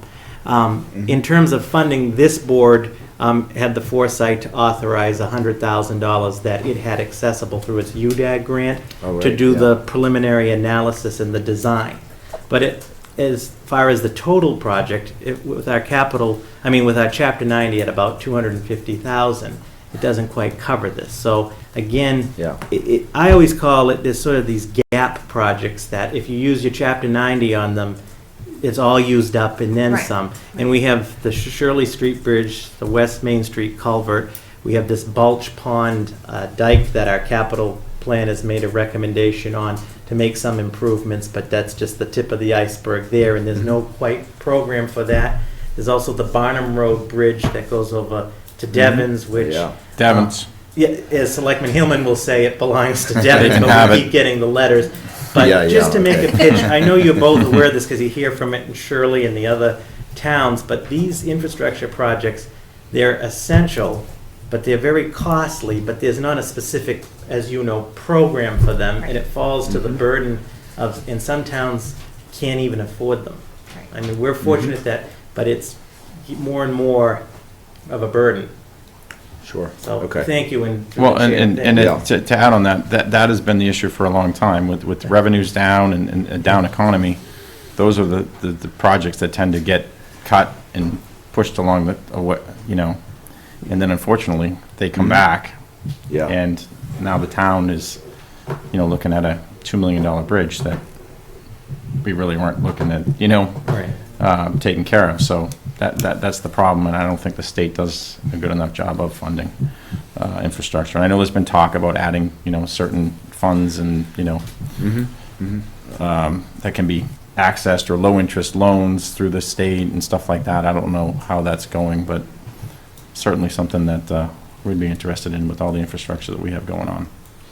Proactively and reactively, Yeah. unfortunately, with the bridges. Yeah. Yeah, there's always those projects, I call them gap projects. There's no specific legislation or program for them. There isn't Yeah. a full-blown, if you will, bridge program for these small ones, like the Shirley Street Bridge. If it was only so many feet longer, it would be the state's Oh, yeah. problem, if you will, but it's a local issue, so Yeah. thank you. Yes, Mary? I wonder if I could ask them one question, because it's due to a story that was in the paper recently about the local community hospitals being reimbursed at a lower rate than they are in Boston. And there's a concern that if this goes on, that we will have not only a consolidation, but maybe a closing of our hospitals, which would then mean that you don't have as much competition. Everybody goes into Boston, and then the cost of healthcare skyrockets even more. Is that possible? Skyrocketing healthcare, I'm sorry. Yeah, so I think what you're referring to is community hospitals that often, sometimes serve a more, well-off, or at least in some cases, a less poor constituency than large, city hospitals. They get a different reimbursement. Is that what you're referring to? or- No, they, and it was in the paper a couple of weeks ago, and it was leaders of some of our local hospitals, because you could have a procedure done here.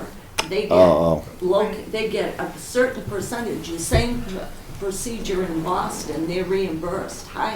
Their costs are the same.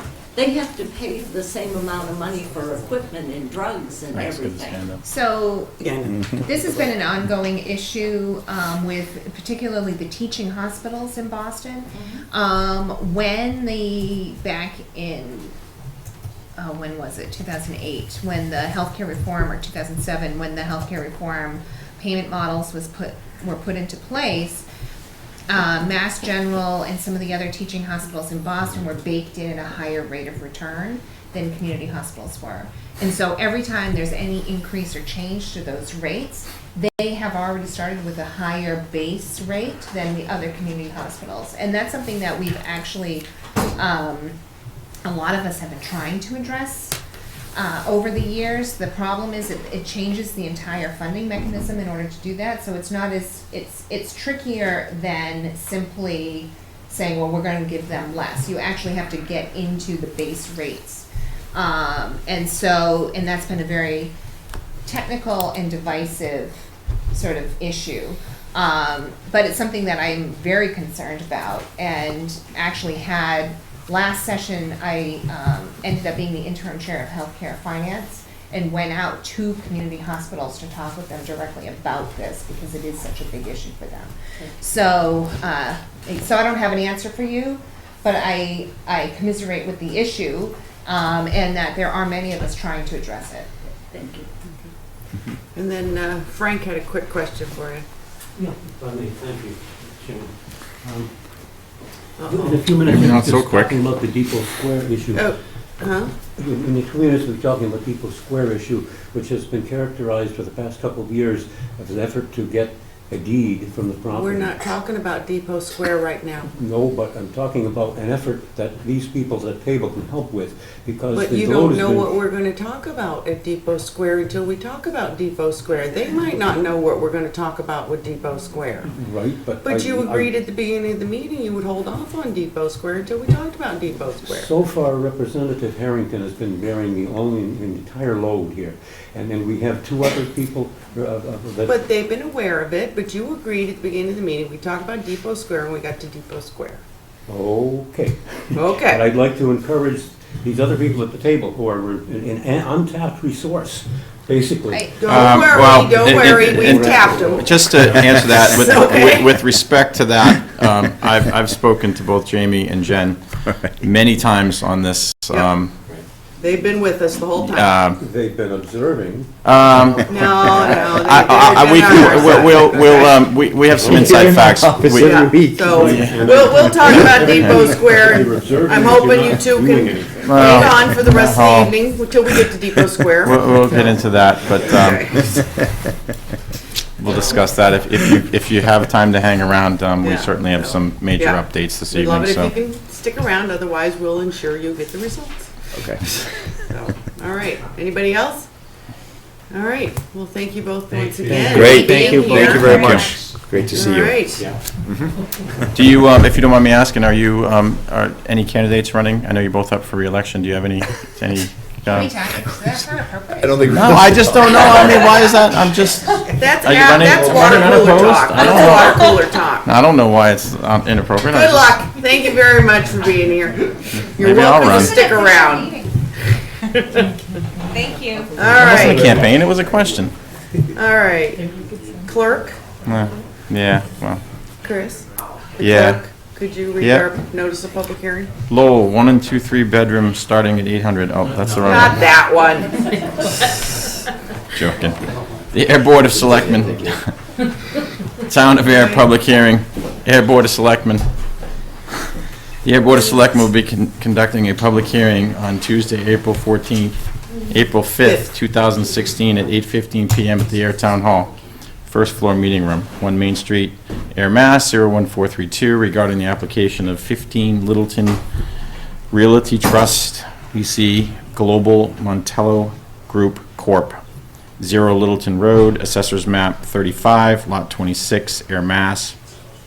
01432, seeking a new license for storage of up to 19,000 gallons of gasoline, regular and super, 17,000 gallons of diesel fuel, retail and commercial, and 3,000 gallons of diesel exhaust fluid. I'm not sure what that is. To Mass General Law, Chapter 148, Section 13. Janice L. Livingston, Chair. Gary J. Luca, Vice Chair. Christopher R. Hillman, Clerk. Posted March 28th, 2016. And apparently the delegation isn't sticking around for the Depot Square. Sorry. Okay, so, okay, there you are. All right, so, Public public hearing is hearing is open. now open. All Good right, evening. good evening. For the record, Hussein Savinchkil with MHF Design, we're the civil engineers for the project. Okay, I'm Daniel Berry with Global. okay. All right, so you're applying for a license for the gasoline and, wait, what am, geez, I got. Underground tanks. Underground tanks, thank you very Yeah. much. Storage tanks. Yep, Okay. so on the plan, there's 2 locations for the tanks. One in the front, closer to Littleton Road, there's a canopy proposed with 2 tanks parallel to 2 Littleton Road. There's a 12,000 gallon, single compartment, regular unleaded tank. And to the left of that on the plan, there's a split tank, 12,000 gallon split tank that houses 7,000 gallons of super unleaded and 5,000 gallons of retail diesel. And then to the right, towards the back of the site, I don't have a yeah, I don't have one anyways, but I'm pointing at it, not that anyone's gonna see it.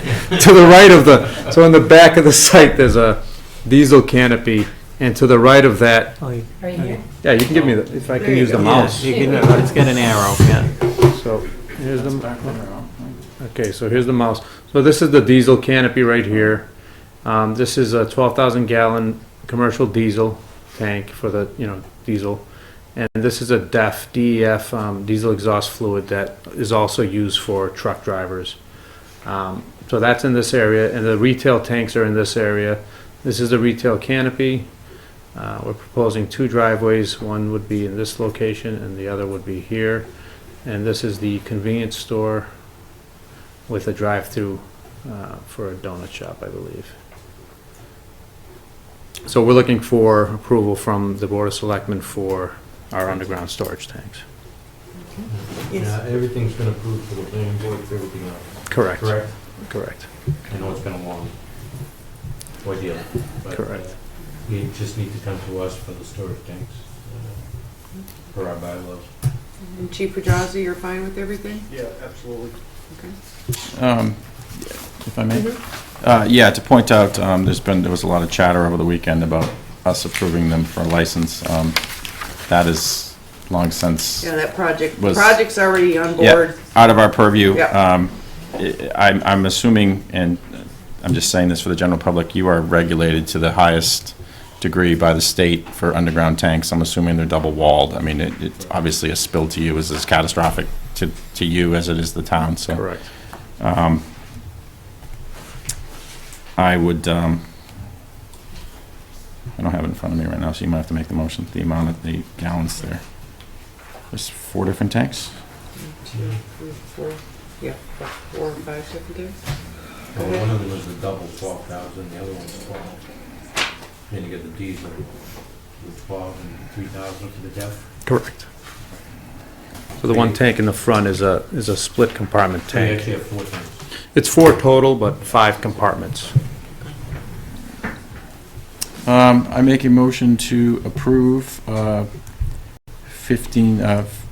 make a motion to approve underground tanks as outlined by 15 Littleton Realty Trust, Global Continental for gasoline regular IB class 12,000 gallon tank, gasoline super IB 7,000 gallons, diesel retail number 2, 5,000, diesel commercial number 2, 12,000, and then the maximum quantity of the DEF 3,000 gallons. Second. Prior to us making the motion, was there anybody from the public that wanted to make a comment? Because public hearing. Okay. Yes. What's DEF? It's a diesel exhaust fluid. Yeah. It's urea.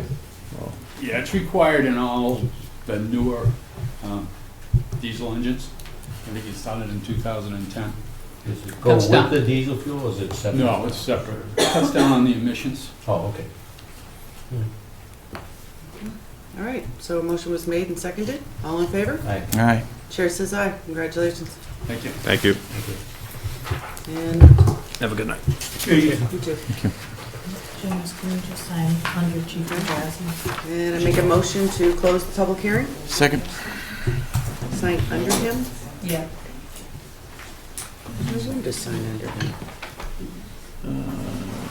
Okay. Yeah. Just All right. recommendation, just right down. Okay. All right. Chairman Brian Gill, the Personnel Board. Where are you? There you are. Come on down. Good evening. Good evening. Hi, Brian. Wonderful. Oh, he brought, look at it, he brought reinforcements. Look at this. All right. He didn't dare come see us alone. Look at him. Yeah, Madam Chair. Yes. Just through you for the record, the Personnel Board does have a quorum and are duly posted to appear before the board. Okay, thank you. All right. Do we have to formally open our meeting or anything like that? No. No, all right. Thank you for having us, Madam Chair. We are here to explain, and I apologize for not being here at the previous meeting. I forget what it was, but I think I had a safety meeting up at the school, so I couldn't be here. So I guess we're here to explain our recommendation for the 2% COLA recommendation. Very, very briefly, some history into our new compensation system. One of the things that we found was that the town's compensation plan had fallen behind during the current market. So during the study, we learned that a successful compensation system is a properly and well-managed compensation system. And two things that HRS really pointed to were external equity and internal equity. And we'll explain a little bit what that means moving forward a little bit. And those are some key factors into having a successful compensation study. So on the 16th of March, we discussed COLA recommendations, and we unanimously came up with a 2% recommendation. And we took into account several factors. One of them was the CPI, Consumer Price Index. We also took into effect the Massachusetts communities that were reporting an FY17 cost of living increase, as well as the union COLAs that are already in place in the town of Ayer. The majority of the Massachusetts communities that are reporting FY17 are reporting 2% COLAs. There were some that are less, and there are some that are more, but the majority is 2%. As you know, or most likely know, that the unions that have negotiated contracts, they're at a 2% cost of living adjustment as well. So external equities, as HRS said, and those are the other Massachusetts communities. And HRS explained to us that by using an external equity system, or using that as one of the factors, you remain competitive with the other communities that are around, and that allows you to attract and retain your employees. The internal equity system we have here, which is the union COLAs, so as we said, those are sitting at 2%. So by differing in that internal equity, by differing what happens between the COLA from the unions and the COLA from the non-unions, you're going to it'll cause a compression between positions.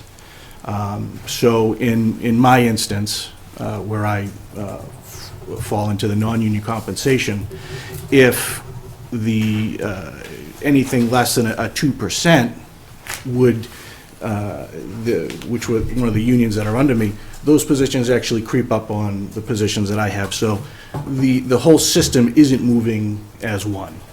And I think the biggest thing that, from an employee standpoint, is by treating all the employees fairly is one of the biggest things, and equitably.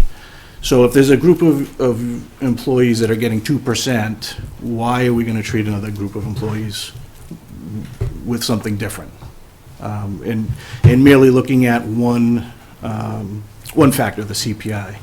So I think that if you're going to be looking at everything to have a very successful compensation plan, look at everything. CPI is just one of the minor factors.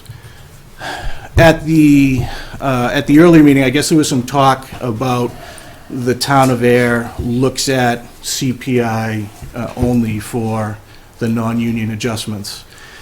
And I did a 10-year look back, and it really seems more like we're more in line with what the union adjustments are. So I'm not sure if that was an entirely accurate representation of how the non-union adjustments happened. So that's some of in a very quick nutshell, why we came up with our 2% COLA recommendation. Did we get a COLA increase last year? Yes. Okay. And the year before that? Every Okay, year. I'm just Yeah. making sure I'm reading this correctly. Yeah, okay.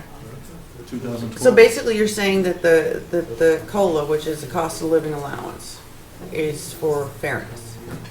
It's one of, it's the Which internal. you stated your non-union, in the non-union compensation study a few months ago, also gave pretty much everybody a bump, right? Correct. So the study actually adjusted the non-union employees to the market. And now that we're in the market, we've got to constantly maintain that, our compensation plan, in order for it to be successful. If we don't try and be as successful as possible, what's going to happen is the employees are going to fall behind, where the employees aren't going to be, or at least the positions aren't going to be as marketable for retainment and attracting people to the jobs.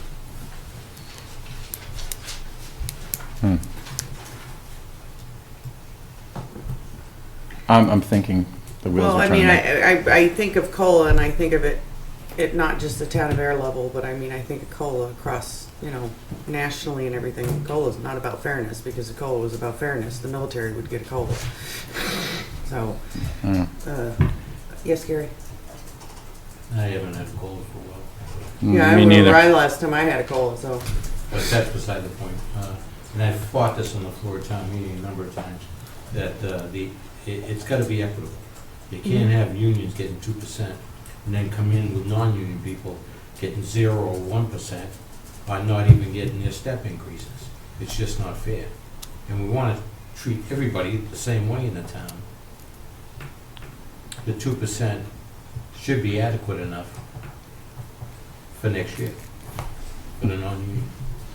In theory, in theory, that works, but there's some non-union employees that just received a $15,000 pay increase based on the position, not that I'm disagreeing with it. We've all sat on the negotiations, and it's all a comparative between departments. Well, the lieutenant over there doesn't make, and I'm just throwing names out. Well, they get paid here, so we should get paid here, and we should get paid there, so we should get paid there. They got 2%, we need 4%. I mean, it's a never ending, so I mean, we can go back and forth that it's making it fair, but it never makes it fair, because it's just the next one up wants more. We've been pretty consistent the last. We have, but we've also bumped up salaries. I mean, I think we've added, 96, was it 96,000 to the, 92,000 to the non-union payroll in the last couple months, weeks. I'm not saying I disagree with it, I'm just throwing out, being devil's advocate here. I think one thing's important to kind of grasp the concept of the compensation plan is to try and not look at it as positions, but look at it as a compensation system as a whole. That and there is a natural tendency to say, well, we just may have, paid more here and less here or more there. But what we're really doing is we're trying to address the compensation system and make it move and be fluid within the town. To look at it position by position, I think isn't doing the whole system justice. In my opinion, again, bringing back the real world and I know I don't mean that by any offense, but that the municipal, you, Sam, Lisa, could work 3 times as harder as your counterpart. And in my opinion, it should be based on what their review was by their superior officer, by the town administrator, and based on a range between 1.5 and 3, just throwing out numbers, based on their review and how they work with people. I mean, it's hard because there's people who dedicate and work there, and they don't. It's just not. And everybody else gets rewarded for it, because we know there's some people that don't deserve a 2% raise. All right, Sam and Gary both kind of put their hand up at the same time. Okay. In all due respect, what you're speaking of is a merit increase, and that's not what we're talking about. The cost of living increase primarily was based upon consumer price index. How much the cost of living has gone up across the board. Everybody, not just union, that's not the non-union. When you're talking about a merit increase or the steps, that's for performance. This cost of living increase is for living, period. So that's why we looked at, I mean, there was quite a discussion about this very fact of, all right, we just had people go through valuations, salary increases. We looked at the cost of living index, urban workers, even centrally located in Lunenburg, what it costs. And we looked at 0.7 to 1% as a cost of living. In reality, this is what it was. So when we took a look at the increases that people received from the study, it had no bearing whatsoever on a cost of living increase. Their salary adjustment was predicated on the job descriptions, not where they lived. So the COLA pretty much stood on its own merit. So the cost of living increase, what was it exactly again? I'm sorry, because we had some numbers with the FinCom that. The actual cost of living index, CPI, for urban and workers was between 0.7 and 1%, and that was based out of Lunenburg. The actual cost of living. So the 0.6 is, that we have here is the New England region is a 0.6. And we also discussed that, well, in actuality, the cost of living only went up 1%. If you give someone a 1% cost of living increase, what you primarily do is drive them up probably another tax bracket, which would increase the tax liability and decrease the increase. You follow me? And I think one of the biggest things is fairness amongst all our employees. We have a group of employees, the union employees, who have traction, and they're able to negotiate their cost of living increase. And one of the things that they use is parity amongst themselves. And, you know, and parity is a big argument in the world of collective bargaining. The small group of people don't have that traction. And so we're kind of that voice to equal the playing field a little bit, to say that, you know, that 2% seems to be where the norm has been and probably will be, and that this group of employees should, for internal equity, for fairness, is to also receive that. Mr. Pattenden? Please. Let's have fairness for everybody, citizens as well.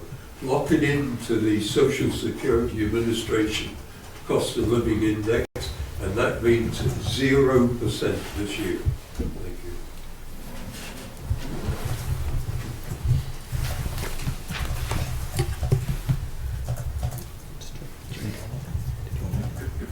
Comments? No, Sam took my thunder. This is exactly my point. And it is merit-based, the other. I've worked both merit-based and under COLA when I was a meal carrier.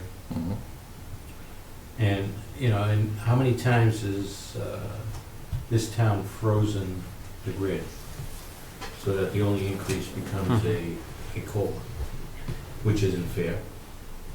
So you get, how many individuals we have last year? 11? 10? 11? Yeah. That didn't get a raise that all the union people got. And the unions, except for currently DPW, all have steps. So, except for you. I'm not here. But, so the equal playing field would be, you know, the grid plus the COLA, the same way we have it with the police and other DPW. I mean, that's fine, we say we base it on the consumer price index, but I see 0.07, 2%, 3.5, 3, 1.9, 2.25, 3.125, 3.32, 1.62, 1.42, so it just seems to be a consistent, I mean. We're matching it to the union.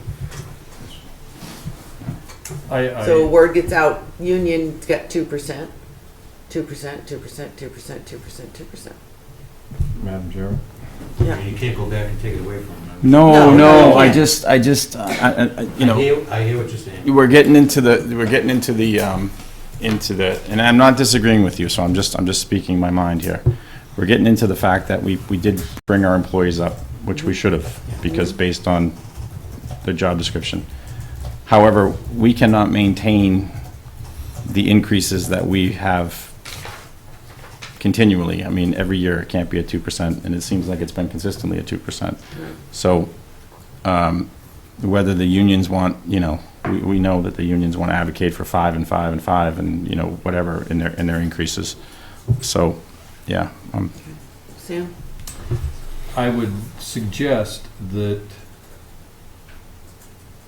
if the cost of living index was 5% or 6% over the next couple of years, just say next year, for example, cost of the economy tanked, cost of living index went up 5%. That would suggest that the non-union adjustment would match the cost of living index, whereas the union, on the other hand, had their 2% step built into it. I promise you, you will hear from them. Oh, I'm not concerned about hearing from anybody. I mean, we hear from them about everything. You wouldn't believe the amount of things we hear about that go in one ear and out the other. I sat in many negotiations and bang my head against the table sometimes because... He does that for fun. Yeah, well, I have to go out and, my paycheck and my cost of living isn't guaranteed any day of the week, so...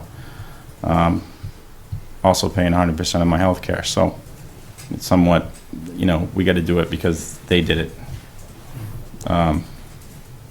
Irks me just a little bit. But, just saying my point. Especially when some employees received very large increases, deservingly so. I'm not disputing that. I'm just... There's only so much revenue that the town can, we're in a good place, but because when things go down, we look at it and say, we can't do this. What happens is the employees don't see that. We've been in negotiations where, the first year I was here, we had zero free cash. Zero. And, we fought on contracts because I heard statements that it doesn't matter to me. I'm not anywhere, I'm very high on the totem pole, so I don't have to worry about being laid off. And I'm just throwing that out there. So the concern for us to the employee doesn't always come back. And ultimately, what does it affect? It affects the taxpayers significantly. Madam Chair. Whatever your name is, I forgot who you are. Just gonna go through a list. Donna, I'll call you Donna tonight. Fiscal 2012, 0% increase union, 0% increase non-union. Correct. That was the year we must have started. We had negative free cash.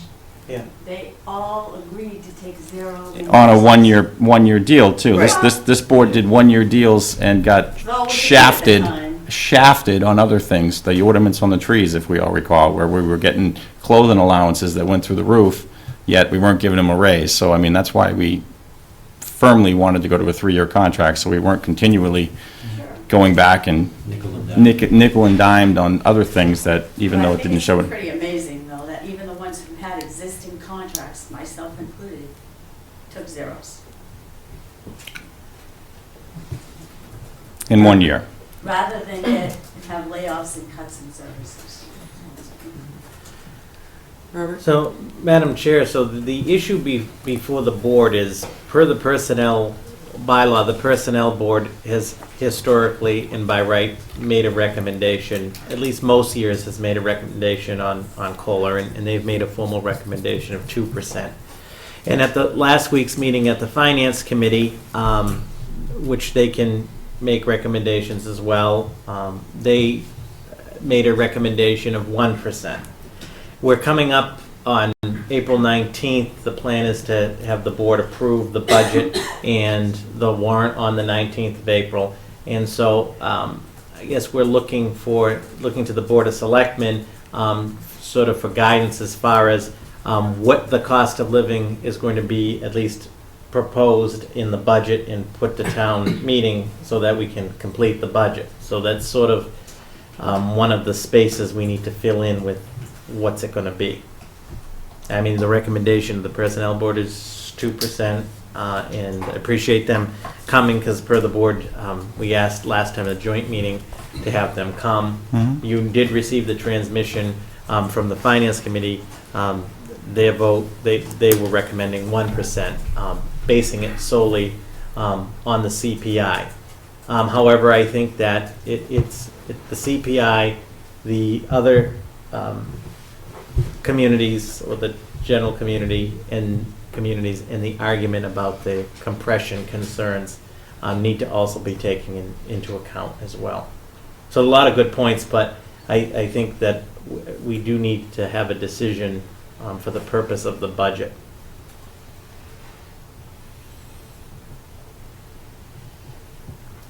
Make a motion to approve a 2% increase in the COLA for non-union employees for FY17. Seconded. All those in favor? Aye. Chair says aye. All those opposed? Posthumously say no, because I think it should be around 1.5, but I'm okay with it. Just no. Okay, so you say no? I'm saying okay, no, I just yes, want to make sure. yes. Okay. All right, motion passes 2-1. Thanks for your time. Thank you very much. Thank you. Thanks. All And right. can I mean, Oh, yeah. this isn't nothing, I mean, I respect the personnel board and Lieutenant Gill probably more than anybody in town, and I trust his judgment, but is that typically how it works? I mean, it's like the Senate voting themselves to raise, and I know that's not why you did it, Brian, so don't get me wrong, you know what I mean? Does that, That's how the personnel board is set up. Yeah. With employees and stuff. Yeah. So, no, I understand that, I just, seems, it'd be like us voting ourselves a raise, but no one would pass ours. We probably could, but no one would go for it, but I'm just asking a question, then. I believe that our board right now is comprised up of a pretty wide selection of people. And as we said earlier, we had some discussion about what the recommendation was. This wasn't a, walk in with the answer.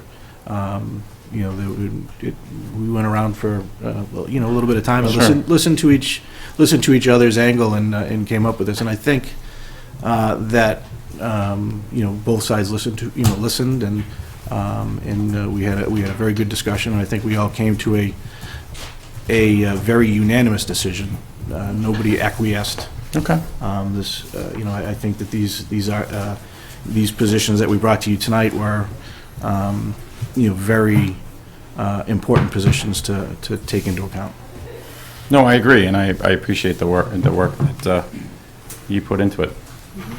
We, on the board, there's two town employees and 2 civilians, non-town employees. I'm sorry, who is the fourth member? Ron DiFilippo. Oh, okay, yep.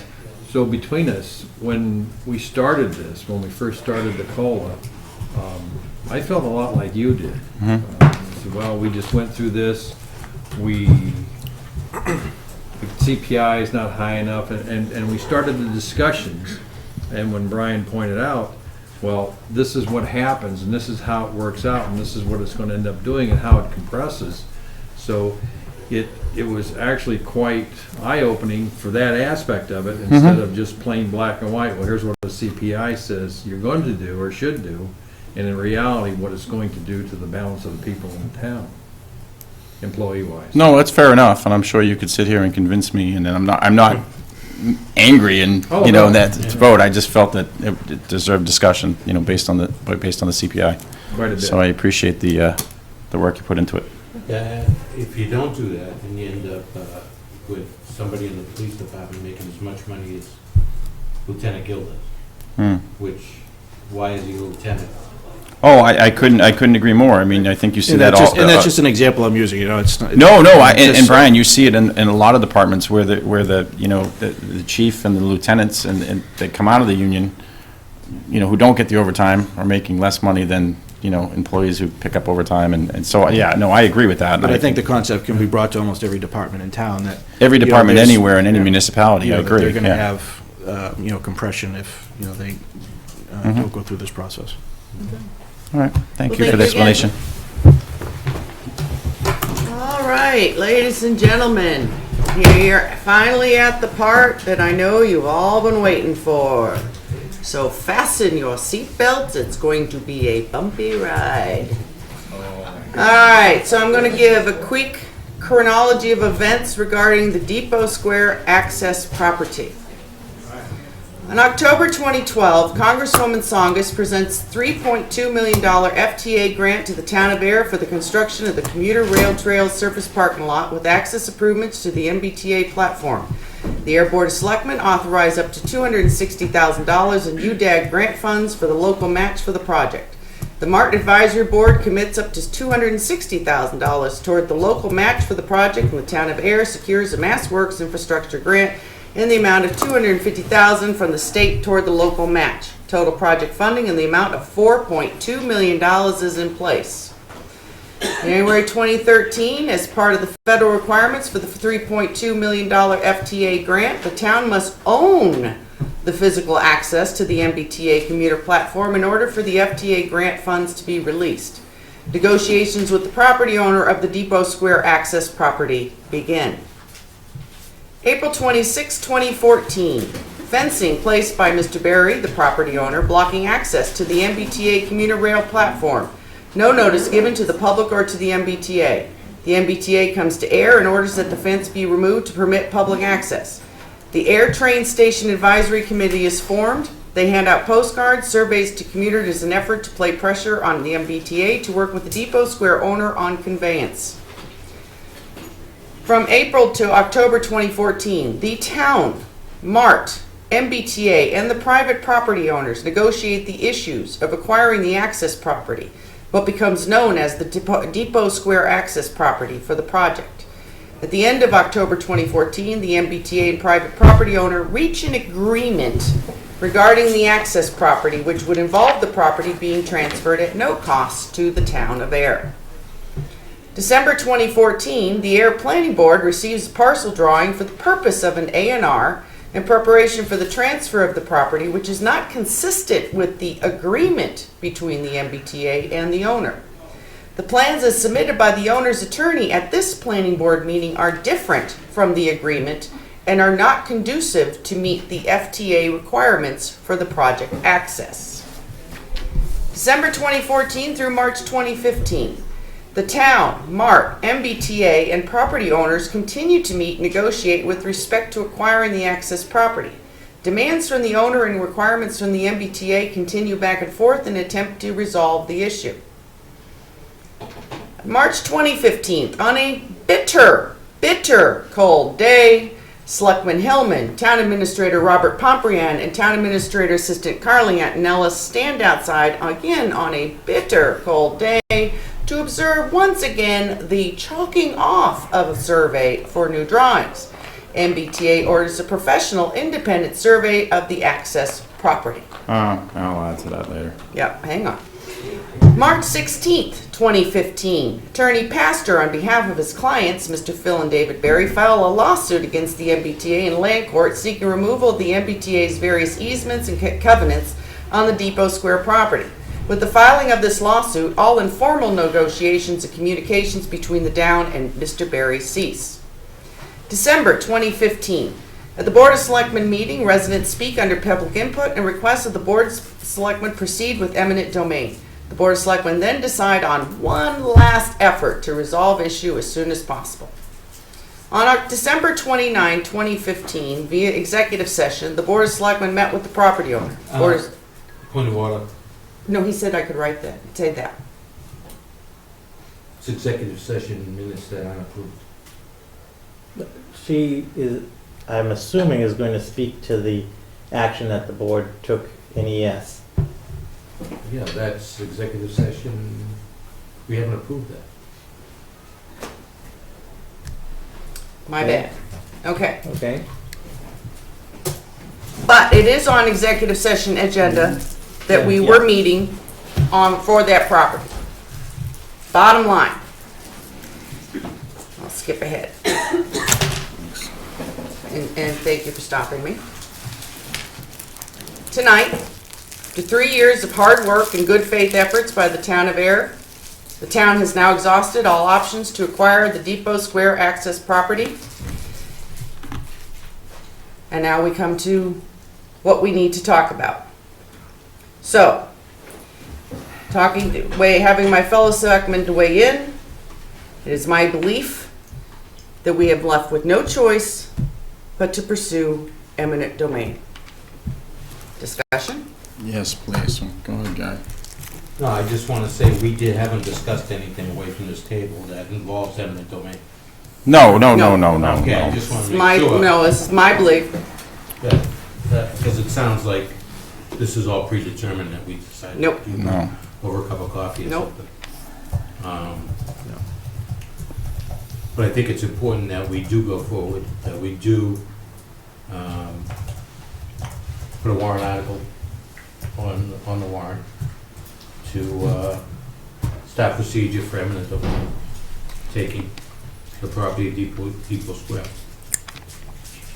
You're right, we have exhausted all avenues, and now it's time to, I'm not embarrassed at all by this board. We've done more than any other board as far as trying to get a resolution, which we haven't.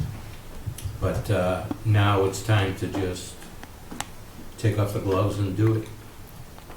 I wrote down my own, because I personally got involved in this, and that's why I'm ready to throw this table through the window at the moment. Yeah, we don't have a table to replace it yet. Okay. Well, just to add to that, April 2014, the fencing, I sent a strongly worded email to the every politician, I think, in the country. Election day. Yeah, with a very quick response from both Warren, Markey, the delegation who ran out of here faster than I thought was possible, which solicited a meeting here at Town Hall, which this room has never been so full.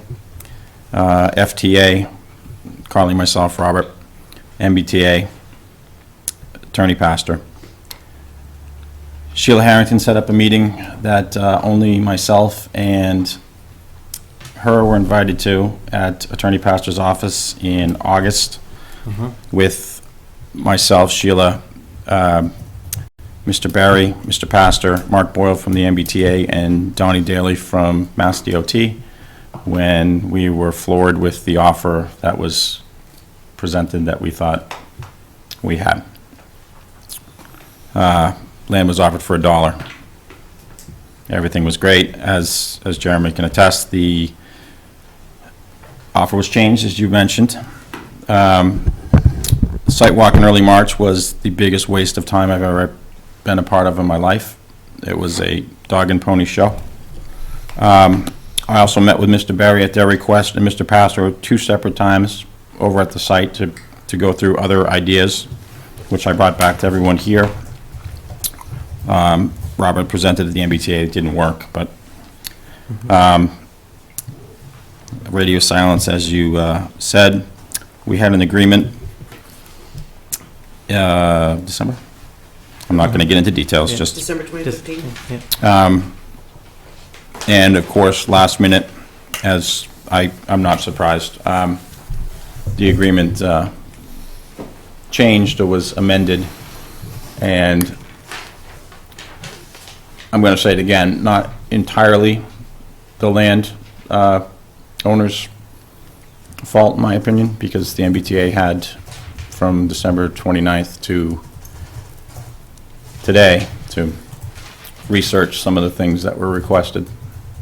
But I have brought this up on 3 separate occasions over the last 2 years that we should go after it over eminent domain, and I am fully supportive to move ahead, and I am also supporting moving ahead with the initial plan that included the Advocates Building, I call it the Advocates Building, as part of the eminent domain process to create this station the correct way and not the way we're being pigeonholed into by the landowner. I would also add that December 24th, Robert and I were wishing Merry Christmas, and a local prominent businessman came in and said, well, I have an agreement to buy that property. My theory is it was a plant, but still, I mean, that's the type of people we're dealing with. And I I have no compassion for this. I have no compassion for this man. I have no compassion for his attorney. If it was up to me, I would go after this immediately. And I would also take that land that's owned by the MBTA and have them close off that entrance that he's able to use in his parking lot between the Pampered Pets and the liquor store. Yep.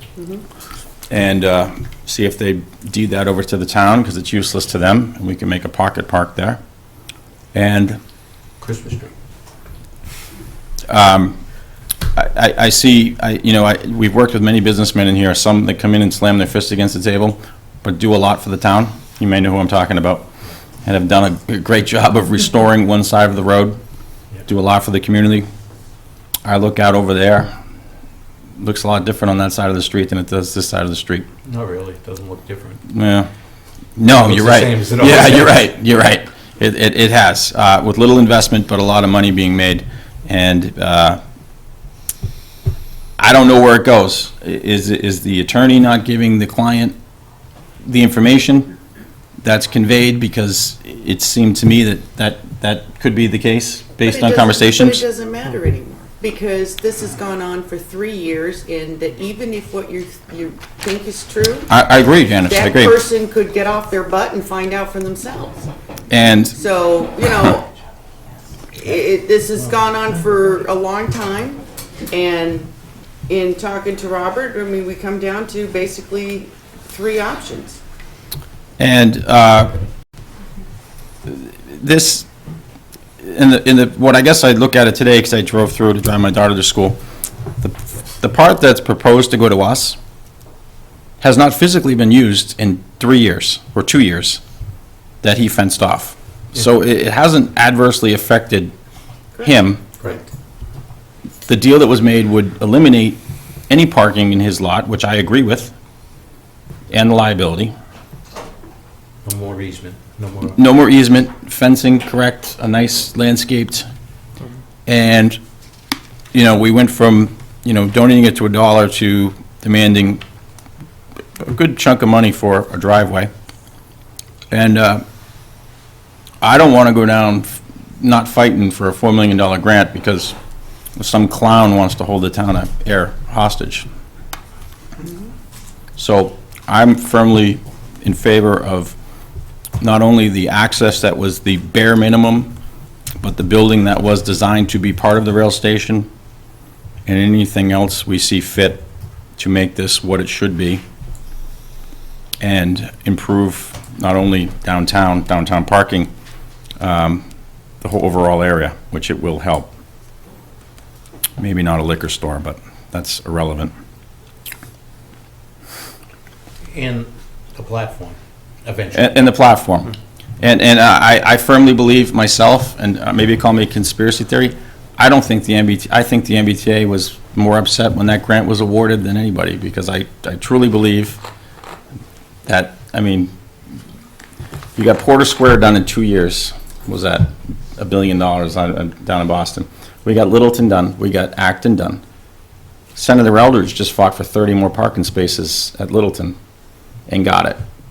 I was going to ask him here if he was here attending tonight, what he's fought for tonight. Frank did bring up a good point. Sheila has been leading the drive, but Representative Benson and Eldridge have been helpful, but unfortunately, they call the same people we call, and they give them the same information. I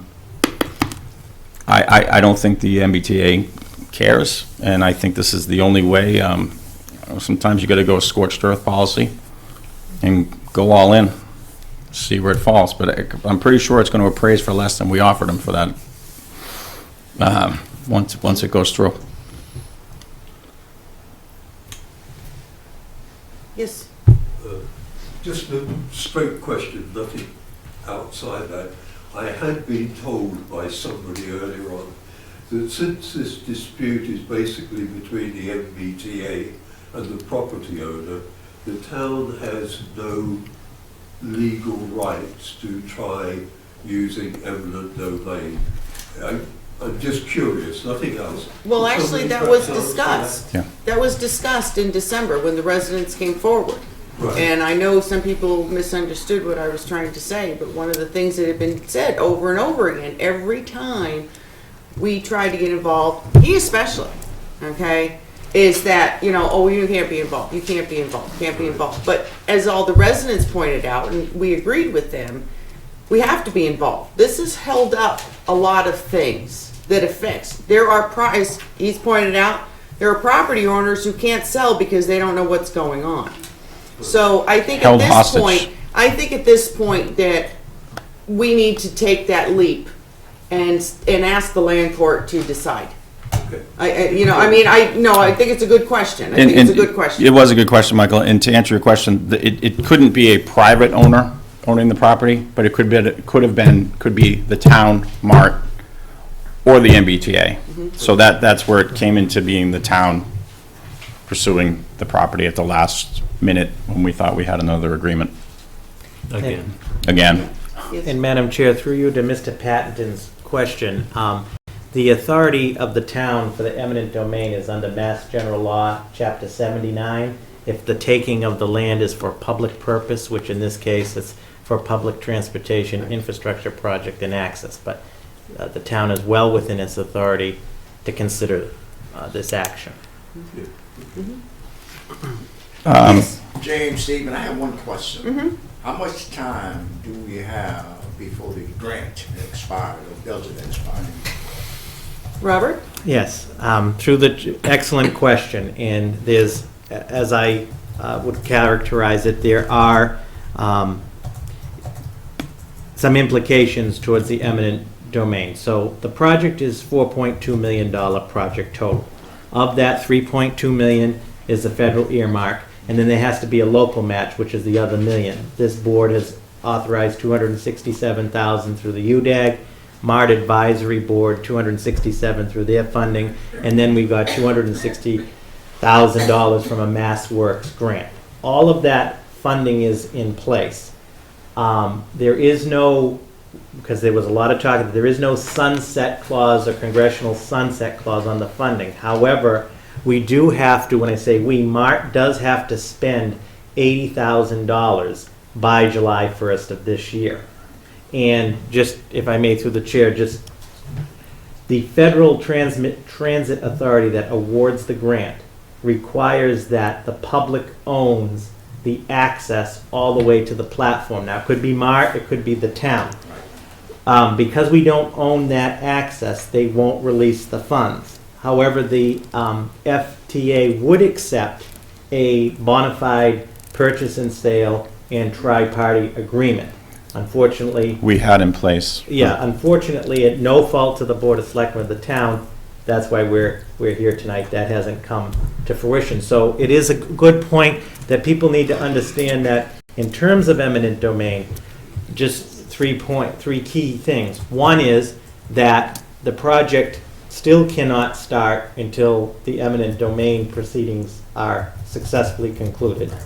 2, though MART is working on this, looking at ways that we don't lose the $80,000 by July 1st. And 3rd, if, and I want to emphasize if the board authorizes eminent domain, the steps are, the board authorizes it, an appraisal has to be done and the property has to be identified and an appraisal made of that property. An article has to be put forth to town meeting. Town meeting has to authorize eminent domain by a 2/3 vote. And then once town meeting does that, the Board of Selectmen would issue in an open session vote what's called an order of taking. And if that's passed, that is then filed with the court. And then in this case, what the court is going to be looking at, because usually the first is, has the town attempted to acquire this property through non-eminent domain means? In this case, there's over 3 years of evidence of that. Secondly, sometimes a mediator is assigned. There'd be no need for a mediator. It's very clear that there's a complete impasse. So what the court will be looking at is assessing the damages or the impact to whatever is acquired to the owner. And that's why the appraisal is a key piece. So that sort of, that was, the board asked that question after the public input here and was provided with a framework as to how the eminent domain works back on December 30th. So it appears that the voters of the town would actually make the decision. Correct. the selectmen, I guess, would have to initiate the process. Right. And bring it to The us people, yeah. Right. to vote on. Correct. So it would be the voters making the decision, Yeah. not the selectmen. You're Correct. just be preparing the process and then bring it to the town. Correct. Which is great. Also to add, we should let the MBTA look into the $86,000. They could probably spend that at lunch, the way they do their books. But they have been, Road trip. yeah, they've had many, some of you may not know that Railroad has powers beyond belief, as they told. I know, Frank, you've been at some of those meetings upstairs when they built the unloading facility. They basically told us they could build a nuclear power plant there without permits if they really wanted to. Thankfully, we forced them into the right thing out there in Willow Road, and it's been a success. But they have powers that extend far beyond what any of us could do without going to jail. They have refused to push those powers. In my opinion, have seemed, aloof, and, we get them going when, we get them fired up, and then it drifts away. I've been on many conference calls with Robert, and you think it's done. What they're looking for is just, they should be thrown under the bus as well. I'm sorry. I just, Oh, I throw them all under the bus. yeah, I want to make that clear, and I hope the press makes that clear too. They could have resolved this issue long ago. The appraisal of the land, that came from us. We were out there with George walking off with his loafers trying to figure out, and I said, it's $1,000 to have the land appraised, and we went back, and how long did that take for them to approve that? A week or two? It took quite a while for them to agree to pay to survey the land, which had to be done regardless. It was just crazy stuff like that. Yep. Mary? Madam Chair, so when you put this article, will there be a cost on this? Because I'm getting a little confused on this. You talked about one appraisal, but you just talked about acquiring more property. So is that money we have to spend, and would it be on this article? How does that go? How the article will be written? I don't know exactly how the article will be written at this particular moment. Robert understands what I'm So saying. the article, the article has two mechanisms to it through the chair. The first, the article is the town meeting authorizing the eminent domain. The second piece is the funding mechanism. Now, the funding will, in the town's position, will be based on this independent appraisal that has to be done. So the question is, for example, if the parcel in question, which the public is aware of through the proposals, whatever that's appraised at would be what would be on the article. Now, ultimately, the court, that's the legal proceeding, and this negotiation within the context of the court will determine ultimately what the damages are. But the best one can do would be the independent appraisal number. And negotiations, too, to clarify, can still commence with the parties once this isn't. That's a good point. At any point, if other resolution could be reached, it could be withdrawn. So we just needed, we've been cautiously optimistic, but we need to do everything we can to not lose a $4 million grant. And I'm also would like to look into some type of, depending on how long this drags on, an abatement for the owners. I know it's not that easy, Susan, but those people down there in Park Street are completely handcuffed to those buildings. They can't sell them. They're not worth anything, and that includes Mr. Berry's building as well. So you can't tell me that those people aren't affected more than anybody. The people can still get on the train right now, but how long has it been since those buildings have been operable? It's a valuable piece of property too. I'm sure there's many businesses that would love to go in there if they could. But they can't. Right.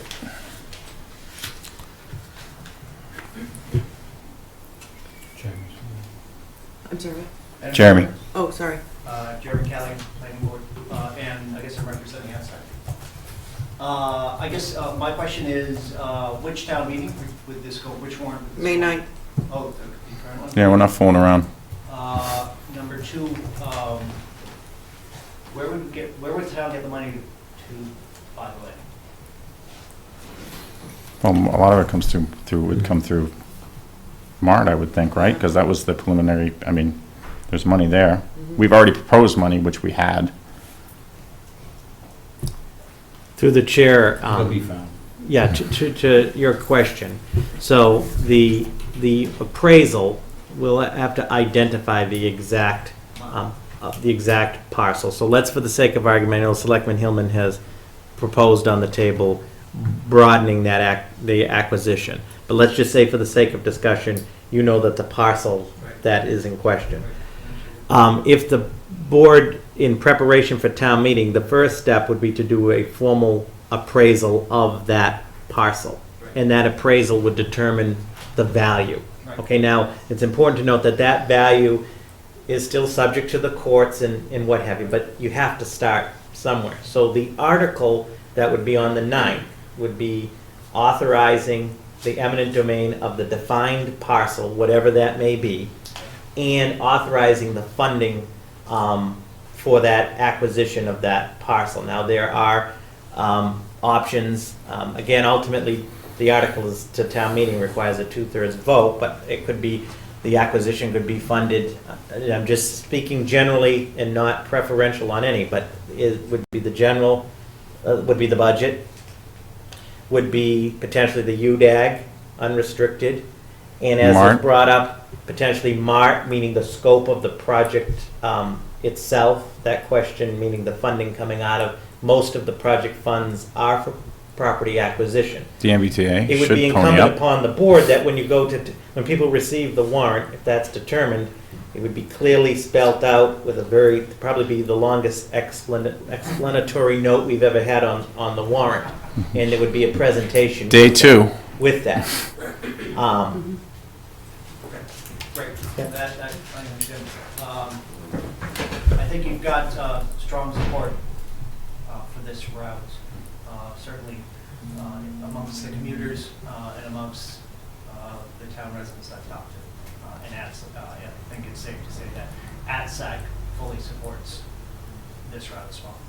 And we appreciate all your work. You know, clearly you're sick about this, you know. Well, I mean, Well, it's come to the point where. what you don't see is, I mean, Gary, Janice, and I get updates, but I mean, Carly and Robert have been working on this nonstop since, It's been a lot of manpower. you know, spent on doing it. research for other parties that they didn't want to do, essentially try to make this happen, so. Through the chair and in a public disclosure, because some of it will be under the public records exemptions, but just to give you a sense of the scope, conservatively, since this effort, since the board authorized Selectman Hillman back in 2014 and I myself to work on this, conservatively, there's approximately a total of 3,000 emails regarding correspondence with this. There's approximately, conservatively, about 42 renderings and plot plans. And the town and people, and the board is very passionate about this, as I am, because it's ultimately the people's money. Countless hours have been spent of professional staff, Selectmen Hillman, I don't know how many hours, and hours in thousands of dollars in legal costs. And you're on the And I don't planning get board. paid. So Yeah. what I'm saying is that, from my vantage point, I do agree with the Selectmen that all options have been exhausted in good faith, and the town has, the town has been held hostage, and has been trying to act in good faith, and there is no end in sight of this stalemate. So there are three options, as Selectman Livingston stated. One is to do nothing, which is to jeopardize a $4.2 million project that also sets the stage for further platform development and so forth. The second is to continue this stalemate, which has become like the Cold War. It could go on for 50 years. I mean, it's gone on for 3 just on the access issue. This isn't even the Cold War. This is the U.S. versus Cuba before we open Right. things It back just up. with no. We don't even talk. Or the third option, which I think that the board is deliberating The tonight. missiles are in the Yeah. DEFCON 5. Exactly. The third option is the eminent domain, and as Selectman Hillman mentioned, that just because eminent domain is initiated, if there is a solution that can be reached that is satisfactory and signed, sealed, and delivered, then the town can withdraw that That's right. procedure. And this isn't something we want because we think it's great. I mean, I've never taken the train out of Ayer, but I see the impacts that it has to the community.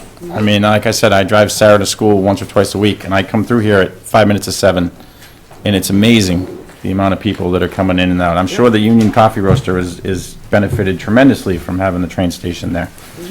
If you could find parking, and not only that, we're increasing parking for the rail trail too, which is a huge asset to the town, which we've all seen, and cleaning up Park Street. So it's A lot kind of wins here. yeah. In my personal opinion, I know there's some people at the table and in the audience that disagree. I don't believe the MBTA wants a station here. I think that grant is problematic. I think they want a super station up in Devens or in that vicinity, close Ayer and Shirley, and move on. But I could be completely wrong on that. But I've seen things and heard things that make no sense to me. I mean, this could have been ended long ago if we had the powers they did. I gotta run, I actually have to catch a train right now. So, All right, good. we- Watch out for the fence. We're behind you. All right. All right, thanks for all your efforts. Okay. Thank you, Jeremy. All right, so then if we're in agreement, I had worked with Robert on how to word a motion and tell Robert help write it because it's kind of big. Can I just add one more thing too before you make the motion, because I'm not sure what the motion is. We went to the bare minimum, like gone back to the FTA to say, please let us, with a path behind a building, that's 15 feet from the railroad tracks, that really could hinder or give them an excuse not to build a handicap accessible station, which I was told, and you witnessed it, that this was one of the easiest ones that they have to update to handicap.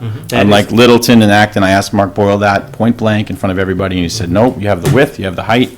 It's, Littleton's got 5 stories of stairs that go out. South Acton does too. South Acton does as well. Porter Square is the Taj Mahal. It's like Newton North High School.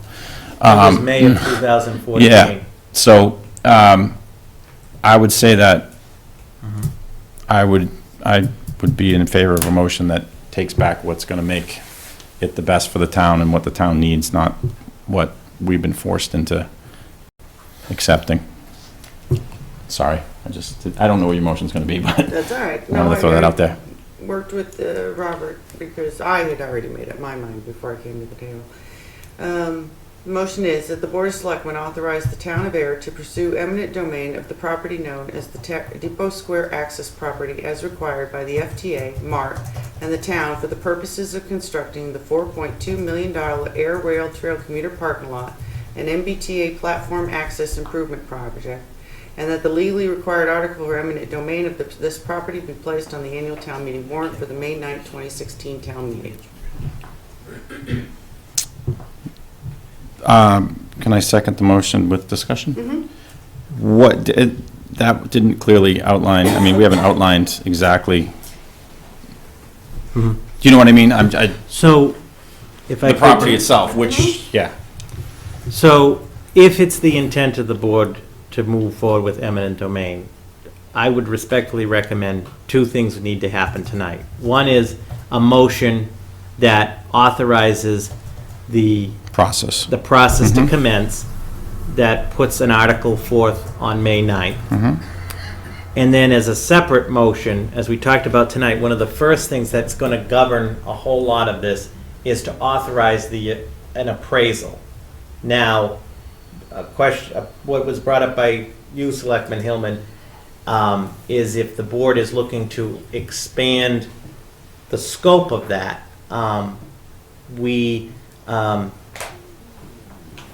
is within the town's rights. We'd have to get some more information on that, because we have to legally define what that parcel is.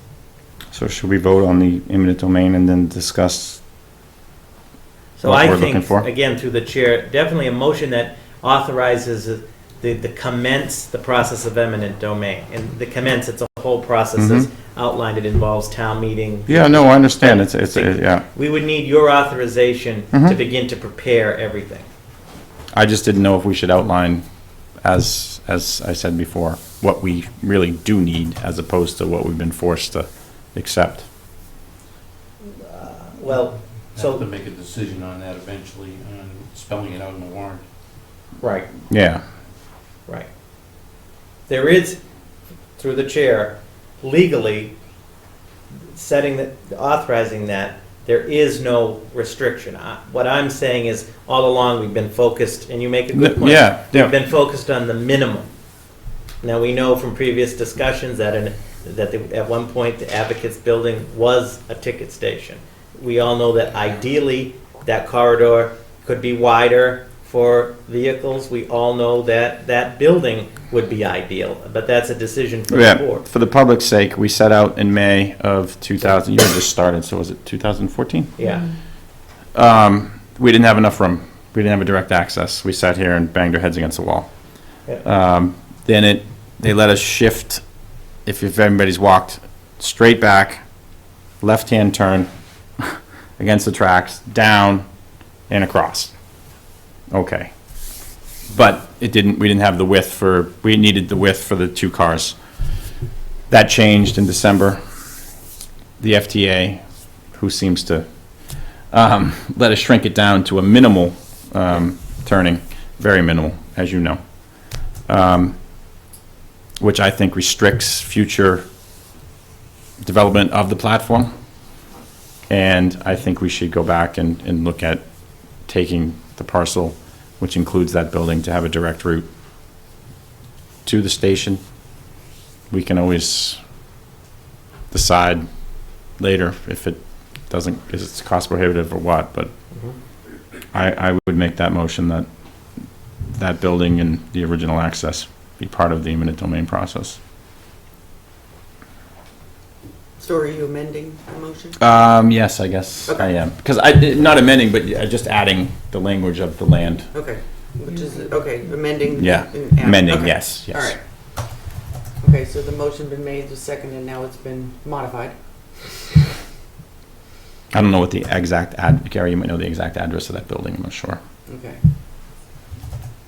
All right, so now we want to take a vote on the amendment as modified. If we get a second. That was a friendly amendment. Okay, we got to make a new motion to accept the new modification. Okay. Seconded on the modification of the amendment. Getting dizzy here. Okay. Question?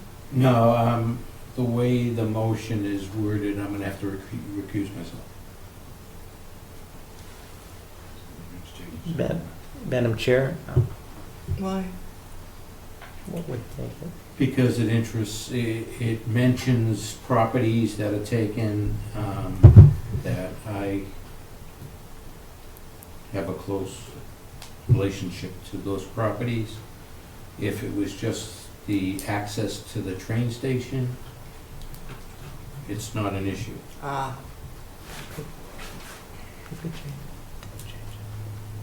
What are you mumbling over there? I was going to say a point of, through the chair, the board could modify its motion if you want a unanimous vote. In other words, take out the reference to the parking project itself.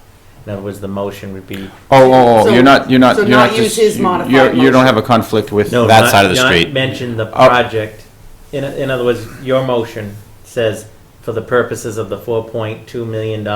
Right. Say, so. I see, Gary, I'm sorry. A motion to authorize eminent domain to take the Depot Square access property to include the Advocates Building. Not mentioning Not mentioning. Park Street, Park Street. because Gary's always recused himself on Park Street. I got So it. moved. Get that? Yeah. Second. No? Okay. All right, motion been made, seconded, all in favor? Yeah, strictly the Depot Square access.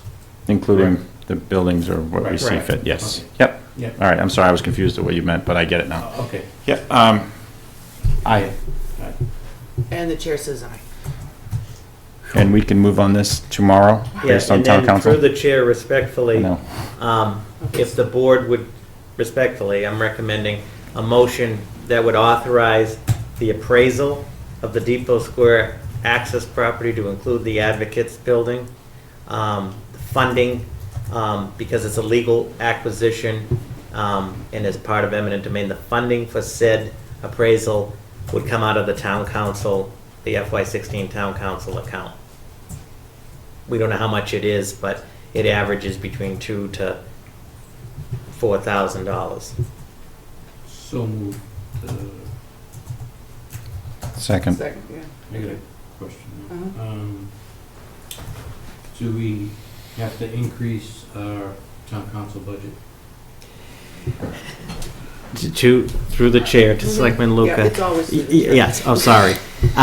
I would recommend that in light of the fact that the town's proceeding with eminent domain, in preparing this from my end in consultation with town council, I would recommend through the board and to the FinCom, I can do this in a memo, increasing the FY 2017 town council budget by $15,000. That's to cover all of the legal costs that will be involved, not the property Yeah, acquisition. we also have some Yeah. major things hopefully coming off too that we've been dealing with for a while, but Yeah. it'd be But better to be that's- safe than sorry, yeah. We could discuss that at your Mhm. next meeting. Yep. But yes, it's a good point. All right, so, okay, so you just moved and seconded the motion authorizing him to do the follow-on. Yeah. All right, so motion been made, seconded, all those in favor? Aye. Chair says aye. All right, So you're ladies gonna and prepare a gentlemen. warrant article too? Yes, and we'll have a full update to the board on the 19th. I expect your phone to be ringing tomorrow. All right, Front so, front page of the Sun would look great tomorrow morning if you can help us, Ann. You've already missed that because it's just a web deadline now. All right, well, front page of the Sun on Thursday would look great. all right, so ladies and gentlemen, there will be an article on the town warrant for May 9th for eminent domain. Let's get a full house and not just for certain articles. Let's get a full house for the whole town meeting. All right. Robert, is there anything left on your administrative update? No. Okay, good. Thank All you. right, so then, any new business selectmen's questions? All right, moving on. had I looked at the March 6 of them. 23rd. I wasn't giving you a chance. I wasn't giving you a chance. that email. All right. I looked at the meeting minutes for March 23rd, 2016. They look fine. Anybody else? I make a motion to approve the minutes from March 23rd, 2016. Seconded? All those in favor? Aye. I guess so. Aye. And the chair says aye. Well, the meeting's minutes are approved. Just trying to slow it down a little. You guys want to talk about the Slow it down a tree little warden bit. budget for a while? Yeah. All right. Anything else? Do I have an motion to adjourn? I'll make, Gary's being a dink. Being a I'll make pain I'll tonight. make a motion to adjourn. I'll second that motion. Thank you, sir. Motion been made and seconded. All those in favor to adjourn. Gary? Chris? Aye. Chair says aye. Good night, everyone.